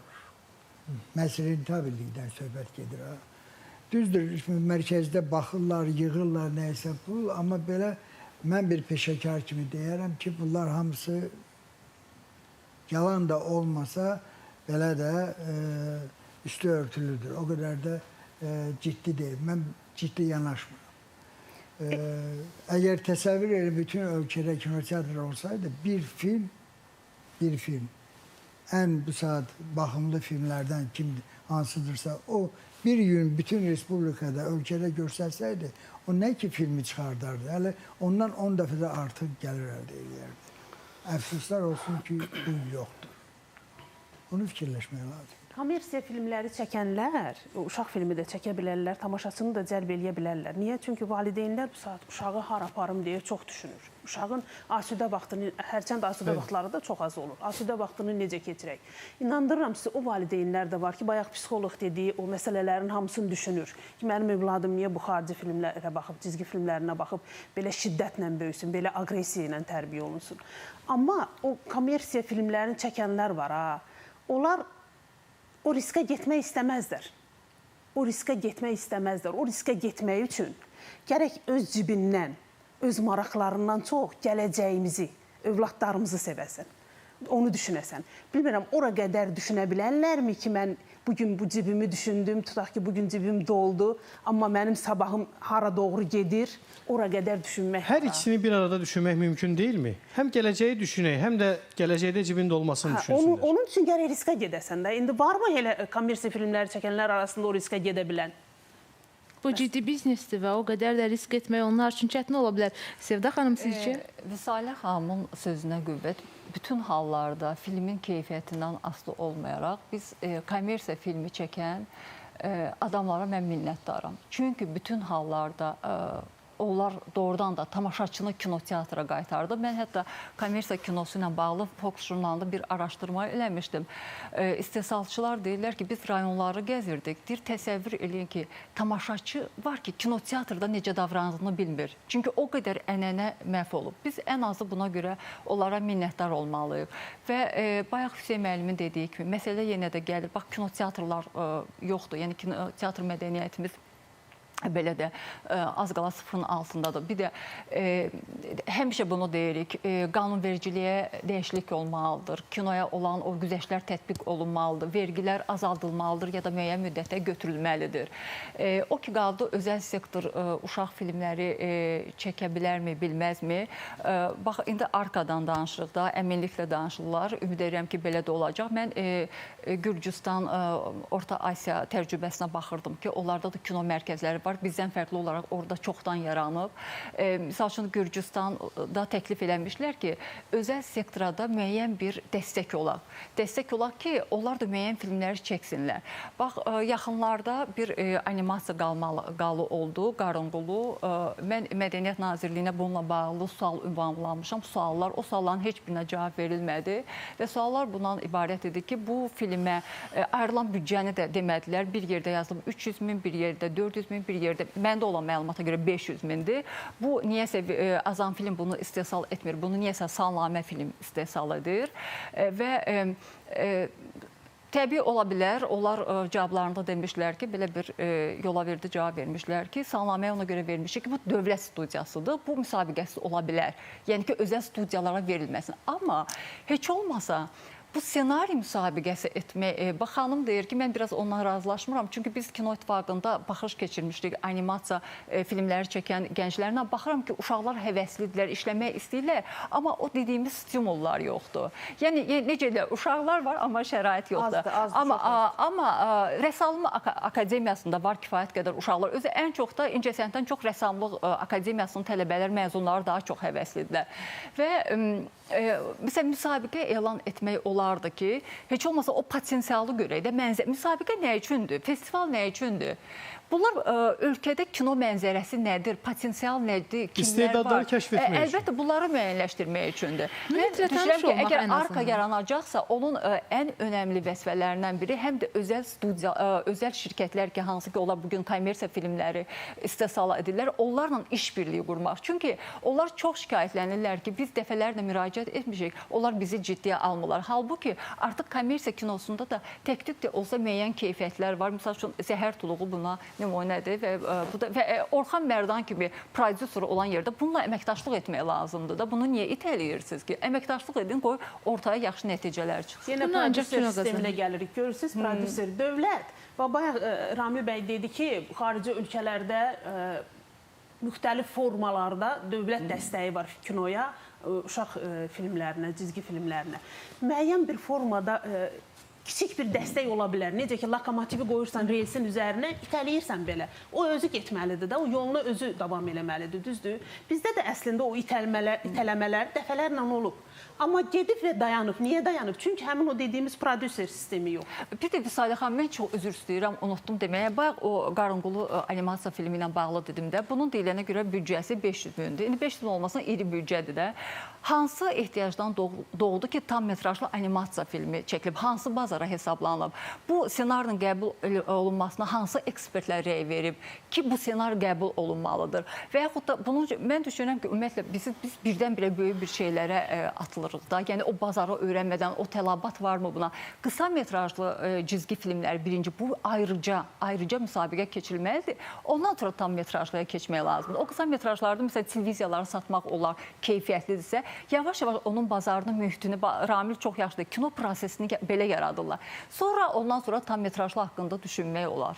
Tam metrajlı çəkilməsəydi, elə bir sual veriləcəkdi ki, niyə indiyə qədər tam metrajı Yox, mən verməyəcəkdim yəni, şəxsən. Yəni, elə verilə bilərdi. Bu bir təşəbbüsdür, məncə müsbət təşəbbüsdür. Bunun nəticəsini gözləmək lazımdır ki, nə vaxt təşəbbüs deyə, əzim, biz deyirik ki, təşəbbüsdürsə, bu obyektiv müsabiqə yolu ilə olmalıdır. Yoxsa biz ayılır, səhər durub görürük ki, dövlət büdcəsindən tam metrajlı cizgi filmi çəkilir. Senaristlər də birini tanıyıram, Pərviz istedadlı senaristlər. Amma bunlar necə seçilib ora? Özə büdcə ayrılıb, sonra sifariş veriliblər. Yəni, bu birinci müsabiqə olunmalıdır ki, sonra büdcə ayrılsın. Söhbət ondan gedir. Müsabiqələr obyektiv keçirilmirmi?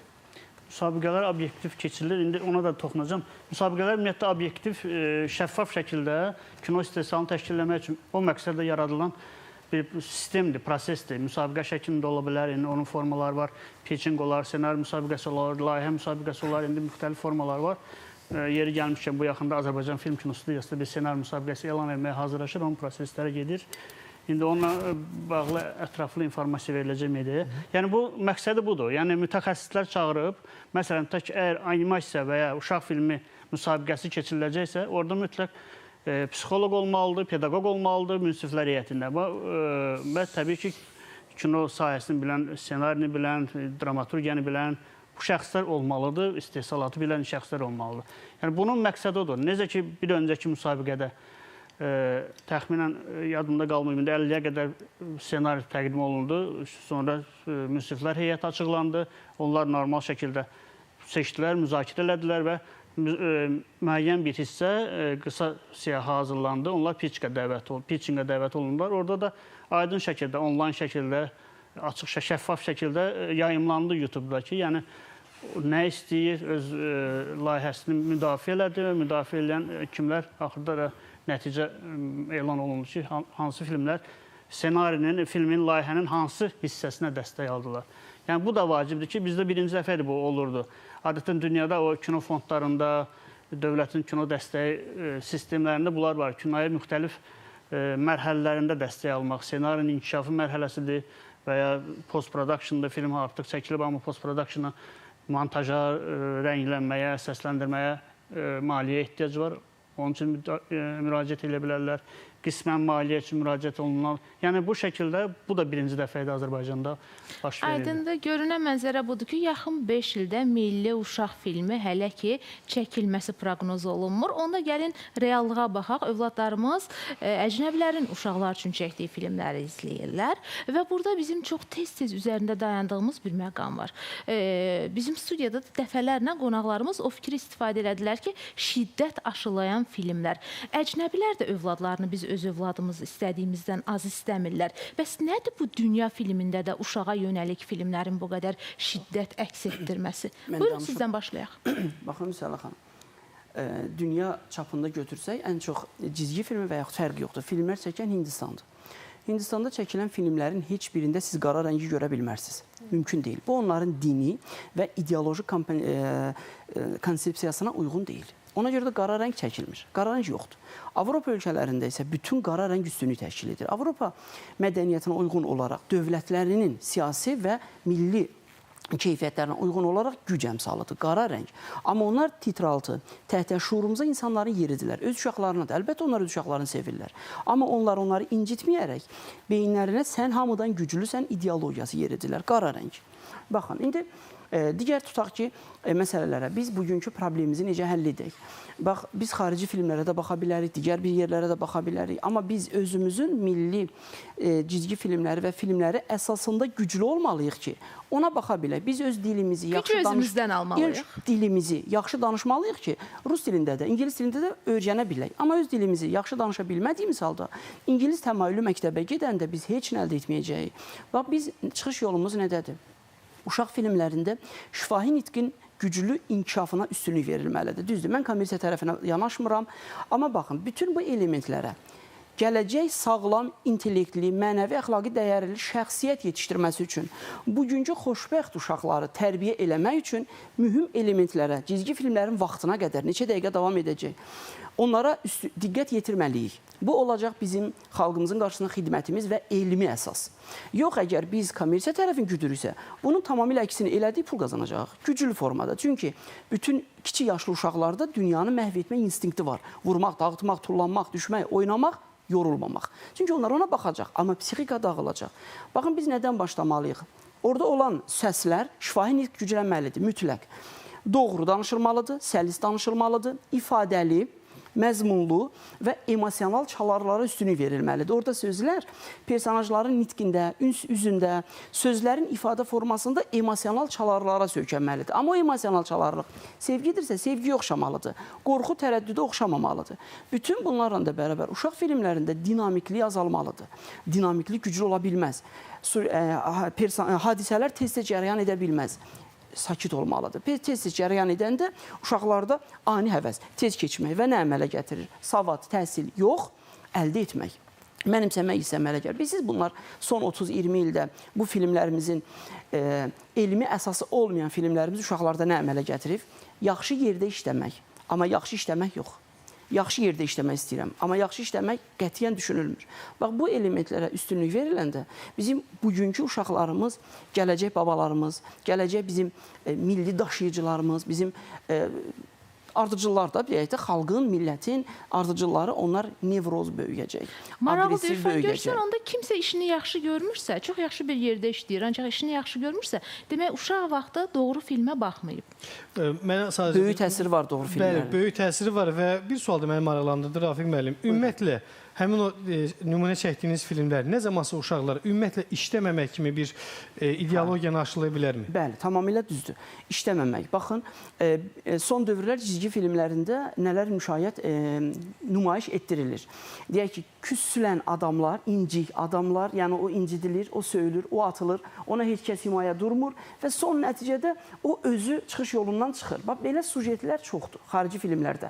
Yəni, qara rənglərlə əzilən bir insanı, yəni sən güclüsən, sən güclü olmalısan, sən ayağa durmalısan, ideologiyasını yeridərək böyüklərə hörmət etməmək hissini aşılayırlar. Yəni, dövlətlərdə də, müəyyən dövlətlərdə də bu qanunlar var. Valideyn səni vura bilməz, valideyn səni cəzalandıra bilməz. Dərhal dövlətə müraciət edir. 5 yaşlı, 10 yaşlı uşaq mümkün variantlarda dövlətə müraciət edir ki, ata məni cəzalandırdı. Bax, bu elementlər uşaqlarda agresiyanı artırır və həmin o agresiya artandan sonra isə, siz ki, bayaq sual verdiniz, uşaqlarda işləməmək psixologiyası əmələ gəlir. Nə?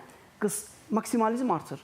Heç nə eləmədən qısa bir zamanda daha çoxu əldə eləmək. Kimisə allatmaq, kimisə vurmaq, kimisə və yaxud agresiv bir münasibətdə onun əmlakını mənimsəmək. Belə bir psixologiya əmələ gəlir. Amma sonra bu nə ilə möhkəmlənir?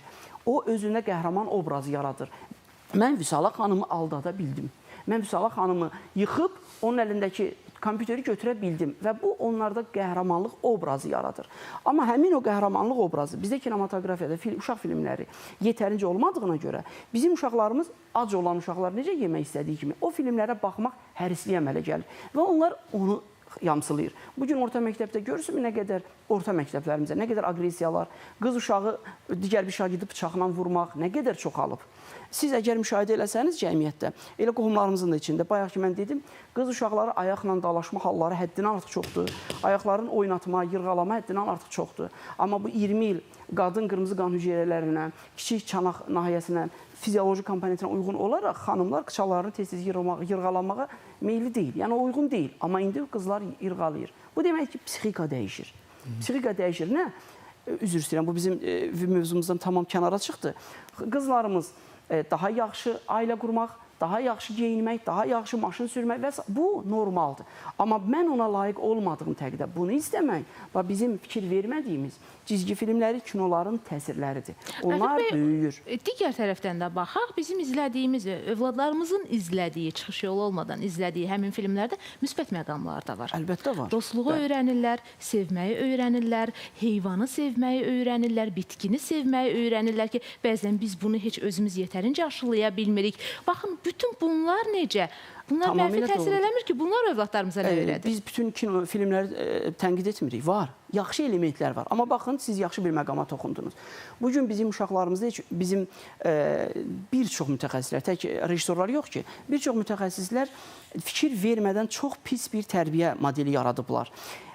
Yaralı deyək ki, pişiyə qulluq etmək, yaralı itə qulluq etmək, boğulmaqda olan iti xilas etmək, onu mərhəmət hesab edirlər. Bax, bu insan psixologiyasına əmələ gəlir ki, o məndən çay istəmədi, niyə mən ona çay verim ki, istə verim də, bu tərbiyə deyil. Çünki biz əgər keçmiş ittifaq filmlərində isə buna xüsusi əhəmiyyət verilirdi. Sağlam bir insan, üzr istəyirəm, personajdır, heyvandır. O darıxmasın deyə ona gedək, ad günü təbrik edək. O yıxılmasın deyə gedək körpünü düzəldək. Kimsə gəlib yıxılar. Amma indi nə verirlər? Filan kəs yıxıldı, mən onu qaldırdım və mən qəhrəman oldum. Amma mən onu yıxdım. Bax, bu illər keçəndən sonra, 17 yaş, 22 yaş keçəndən sonra insanlarda agresiyanı artırır. Əl tutmaq əldən qalıb anlamı itir. Yəni ki, özü bilər, yıxılıb, mənə demədi axı, mənə kömək elə.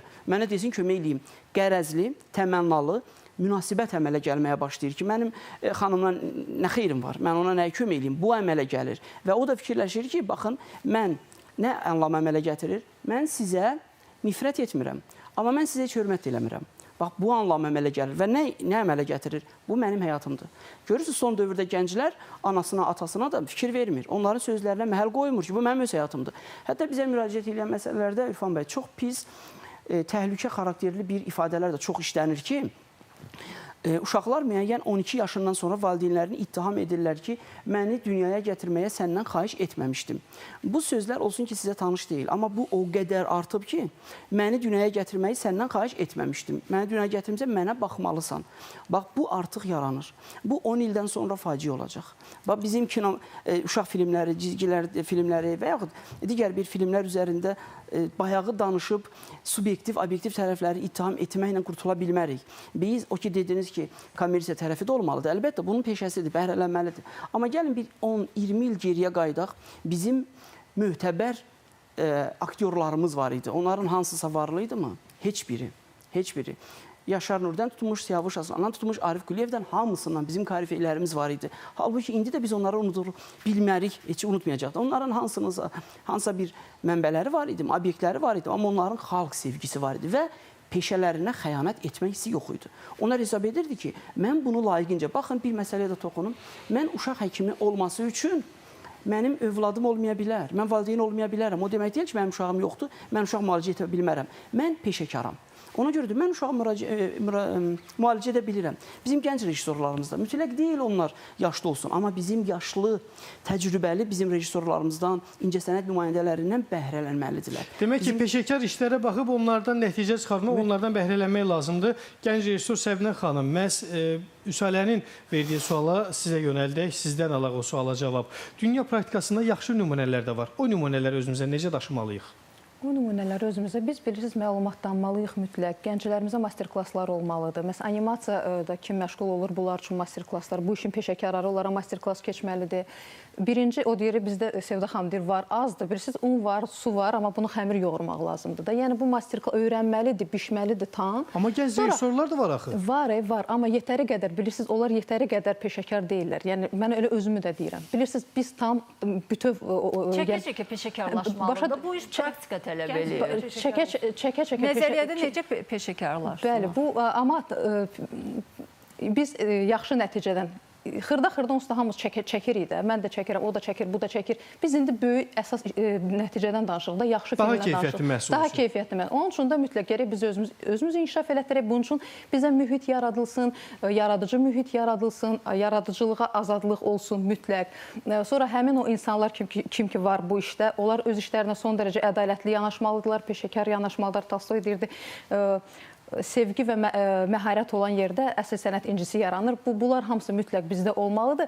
O baxmalıdırlar mütləq. Bu yaxınlarda deməli mən uşaqlarla işləyirəm hal-hazırda elə ictimai televiziyada Biləndər verilişi. Biz uşaqlarla danışırıq. Mən onlara deyirəm, sən Azərbaycan multiklər belə deyirlər də, cizgi filmdə multik yoxdur, biz baxırıq və deyir korporasiya Monstrov mənim çox xoşuma gəlir. Deyirəm ki, bəs orada neyini? Mən baxmışam o filmə. Sadəcə soruşuram ki, niyə o sən xoşuma gəlir? Deyir ki, orada bilirsiniz mən nə gördüm? Özü də orada monsterları, yəni qorxu varlıqları, personajları gülməli görsədiblər də, adam ondan qorxmur. Onlarda elə bir şey var ki, onların məqsədi budur ki, hər monster öz qapısı var və onlar daxil olur o qapıdan, uşağı qorxudurlar, uşaq qışqırır və o qışqırıqdan bunlar enerji toplayırlar, öz dünyaları üçün enerji toplayırlar. Sonra elə bilin ki, bir monster uşaqla dostlaşır, dostlaşır, başlayır onu güldürməyə. Sonra nəticədə məlum olur ki, gülüş daha çox enerji verir onlara, daha çox işıq verir onlara. Nəinki ağlamaq. Uşaq deyir ki, görürsüz deyir, gülmək, uşağın gülməyə daha çox onların dünyasını işıqlandırdı, ideya.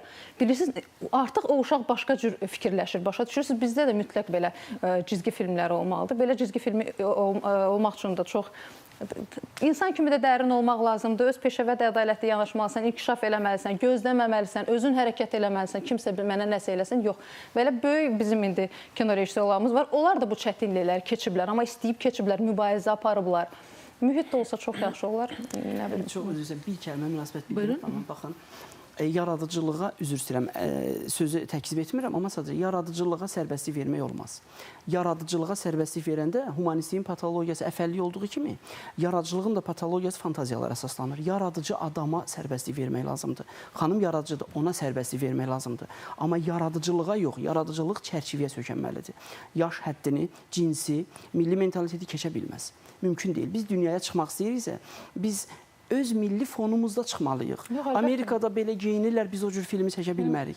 Yaradıcılıq azadlığı sevmir. Yaradıcılıq azadlığı olanda, mədəniyyət ki, həddindən artıq çox olanda çırpaqlığa gətirib çıxardır, yaradıcılıq fantaziyalara əsaslanır. Yox, mən özbaşınalığından danışmıram. Biri var ki, yaradıcı özbaşınalıq, biri var yaradıcı azadlıq. Mən sizin fikrinizə razıyam. Yəni, yaradıcı insanlara, baxın, əhləşənlər hamısı yaradıcı insanlardır. Onlara azadlıq verməli. Onlar məişəti düşünməli deyil. O ki, müəllim bayaq bizim rejissorlarda əksəriyyət iştirakçılarımız ki, dedi ki, maddi tərəf, düzdür, maddi tərəfə üstünlük verilməlidir ki, bu yaşamalıdır. Bax, o yaradıcı adamın məişəti düşünmək zərurəti olmamalıdır. Bu yaradıcı azadlıq, mən bir dəqiqə onu da əlavə edeyim. Mən həm də nəyi nəzərdə tuturam? Təsəvvür edin, biz indi müəllimlərlə danışırıq, öz ssenarilərimizi məsələn göstəririk. Sırazu məsələn baltalı, məsələn bu olmaz, o olmaz deməkdə. Ramiz Fətəliyevin çox yaxşı bir sözü var idi. O dedi ki, ümumiyyətlə gənclərə biraz imkan nəyə yaratmaq lazımdır? Hərə ilə deyir, öz polisində lazımdır da, öz şeyində danışmaqda. Məsələn, bu belə fikirləşir. Bu da olsun qoy, o da olsun qoy, bu da olsun, fərqli olsun hər şey. Demək olmaz ki, yox, bu düz deyil demək olmaz. Məsələn, ələnir, onsuz da axırda ən keyfiyyətlisi qalır. Amma düz deyil deməyin, buraxın bir imkan verin, o da nəyəsə bir fikrin desin. Bu barədə, yəni öz başınaçılıq yox, amma yaradıcı. Baxın, nəyə yox, mən tamamilə razıyam xanıma. Baxın, biz uşağa əgər Gobut, mən lakanik qaydada izah etmək istəyirəm, əgər biz ona velosiped sürməyi öyrədiriksə, sən ancaq burada sürə bilərsən. Amma necə istəyirsən sür. Bax, biz bunu verməliyik. Amma biz uşağa deyəndə ki, harada istəyirsən sür. O uşaq çıxacaq damın başına. O gedib burada yıxılacaq, riskli bir yerlərə gedəcək. Bax, yaradıcılıq da odur. Yaradıcılıq bugün bizim mövzumuzda danışdığımız problemlər nədəndir? Uşaq filmləri, cizgi filmləri niyə yoxdur? Çünki hamı, xanım deyən kimi, hamı gənc rejissorlar, hamı nə istəyir onu çəkir. Amma xalq onu yeyə bilmir, uşaqlar onu qəbul edə bilmir. Baxın, bir məsələdə fikrimi bildirin, bilirəm, vaxtımız azdır. Biz çalışırıq ki, valideynləri maraqlandıraq, uşağı filmə aparsın. Biz səhv düşünürük. Valideyni maraqlandıra bilmərik. Çünki biz ərzaq mağazasına, oyuncaq mağazasına gedəndə uşaq istədiyini atasına aldırır. Özünü çırpır, yerə aldırır. Biz uşağı maraqlandırmalıyıq ki, uşaq valideynin rodarsını aparsın ki, mən film istəyirəm, getmək istəyirəm. Amma biz valideyni maraqlandıranda biz valideyni alladırıq. Onu biz kommersiya ilə 10 manatdır, bugün sizə 3 manata veririk, alladırıq valideyni. Aydındır. Uşağı necə maraqlandırmalıyıq? Sona doğru müzakirəmiz bu istiqamətdə davam etsin. Rica eləyirik. Necə? Tutaq ki, biz başladıq artıq uşaq filmlərini çəkməyə. Önə çəkməli olduğumuz məqamlar nələr olmalıdır? Məsəl üçün, biz verilişə hazırlaşarkən müəyyən araşdırmalar elədik. Gördük ki, animasiyalarla bağlı hər kəs özünün təqdim etdiyi animasiya filmində cırtdan və digərləri deyərək mövzular təqdim edir. Yəni, biz hələ də əlimizə düşən büdcə üzərindən cırtdanın hekayələrini davam etdirməliyikmi? Yoxsa bugünün uşağının maraq dairəsində dayanan alternativləri verməliyik? Nələrə toxunmalıyıq? Hardan başlamalıyıq? Sevda xanım, buyurun, sizdən başlayaq. Bax, yenə onun üzərinə gəlirik ki, bu dediniz, ancaq cırtdan çəkirlər falan. Ona görə də deyirəm ki, bax, bu müsabiqələr olmalıdır və işbirliyi olmalıdır. Yazıçılar İttifaqı ilə birlikdə İncəsənət Universiteti daxil olmalı. Yəni, bu kompleksdə, uşaq məsələsi, yəni ideoloji məsələnin mühüm bir hissəsi olduğu üçün buna kompleks yanaşma lazımdır. Və düşünürəm ki, bununla bağlı mütəxəssislər, bax, Ramil bayaq dedi ki, pedaqoqlar var, uşaq psixoloqları, yəni ssenaridə falan. Bu çox gözəl bir şeydir. Yəni, kompleks bunun bir konsepsiyası hazırlanmalıdır. Mən də Arkaya çox ümid edirəm ki, o konsepsiyanı verəcək. Arkaya biz də inanırıq. Uşağın maraqları nəzərə alınmalıdır. Təbii ki, uşağın psixologiyasını, bugünün, zəmanənin uşağının marağını bilən adamlar cəlb olunmalıdır o işə. uşağın düşündüyünü vermək lazımdır. Onu əks halda sən onu cəlb eləyə bilməyəcəksən. Öz düşündüklərimizi, özümüzə lazım olanlar, öz prioritetlərimizi uşaqların düşüncəsinə bələyib təqdim etmək necə? Bu barədə nə düşünürsünüz? Onların maraqlarına bələyib təqdim eləmək. Vüsayət xanım, mən düşünürəm ki, bir də burada bilirsiniz nə, araşdırma aparmaq lazımdır. Bizim ən axsayan yerimiz bütün sahələr üzrə araşdırmadır. Araşdırma lazımdır bütün, məsəl, ölkə üzrə. Uşaqları öyrənmək lazımdır, maraqları öyrənmək lazımdır ki, uşaqlar nəyə baxır, niyə baxır, istəkləri nədir? Bax, bunun üzərində də bir iş qurmaq olar. Uşaqların maraqlarını öyrənmək lazımdır. Bayaq biz Koko animasiya filmindən danışdıq, düzdür? Bəli, bu barədə fasilədə danışdıq. Mənim ən sevdiyim uşaq filmlərindəndir. Mənim də ən çox sevdiyim. Mütəmadi təsəvvür edin ki, mən öz övladımla ona oturub dəfələ, bəlkə bir 3 dəfə baxmışıq. Mən sayını itirmişəm. Çox həddindən artıq sevəcəyiniz bir filmdə övladlarınızla da baxa bilərsiniz. Və mən iş yerində də, nə bilim, söhbət düşəndə də, hər yerdə də, hər kəsə də məsləhət görmüşəm. Özdə fikir vermişsiniz Vüsalə xanım, biraz bizim psixologiyamıza, bizim mentalitetə də uyğundur. Ənənələrimizə ənənələrimizə çox uyğundur. Bax, elə filmlər çəkmək lazımdır. Görürsünüz, həm uşağın marağıdır, həm böyüyün marağıdır, həm də ümummilli maraqlar var orada. Ramin bəy, siz dinləyək. Ümumiyyətlə, belə bir şablon söz var ki, dünya kinosunda belə bu dəqiqə senari, dramaturgiya sahəsində böhran yaşanır. Niyə görə böhran yaşanır? Çünki bu da şablon dərsində 36 dramaturji situasiya var, hər şey onun ətrafında baş verir. İndiyə qədər bütün hekayələr danışılıb. İndi yeni çəkilən filmlər təkrarlanır, sikvellər çəkilir, daha qəhrəmanların davam filmləri çəkilir, uydurulur, yeni versiyalar ortaya çıxır. Yəni, istər-istəməz dramaturgiyada, storytelling, hekayə anlatımında fərqli nüanslara girməyə çalışır senaristlər, fərqli strukturlara keçməyə çalışır. Amma ssenarinin, dramaturgiyanın iki mənbəyi varsa, mən belə fikirləşirəm. Biri psixologiyadır, ikinci mənbəyi mifologiyadır. Dünya mifologiyasında çox şey artıq ekranlaşdırıb, amma Azərbaycan mifologiyasında hələ ortaya çıxmayan, ekranlaşdırmayan çox şeylər, çox məqamlar var.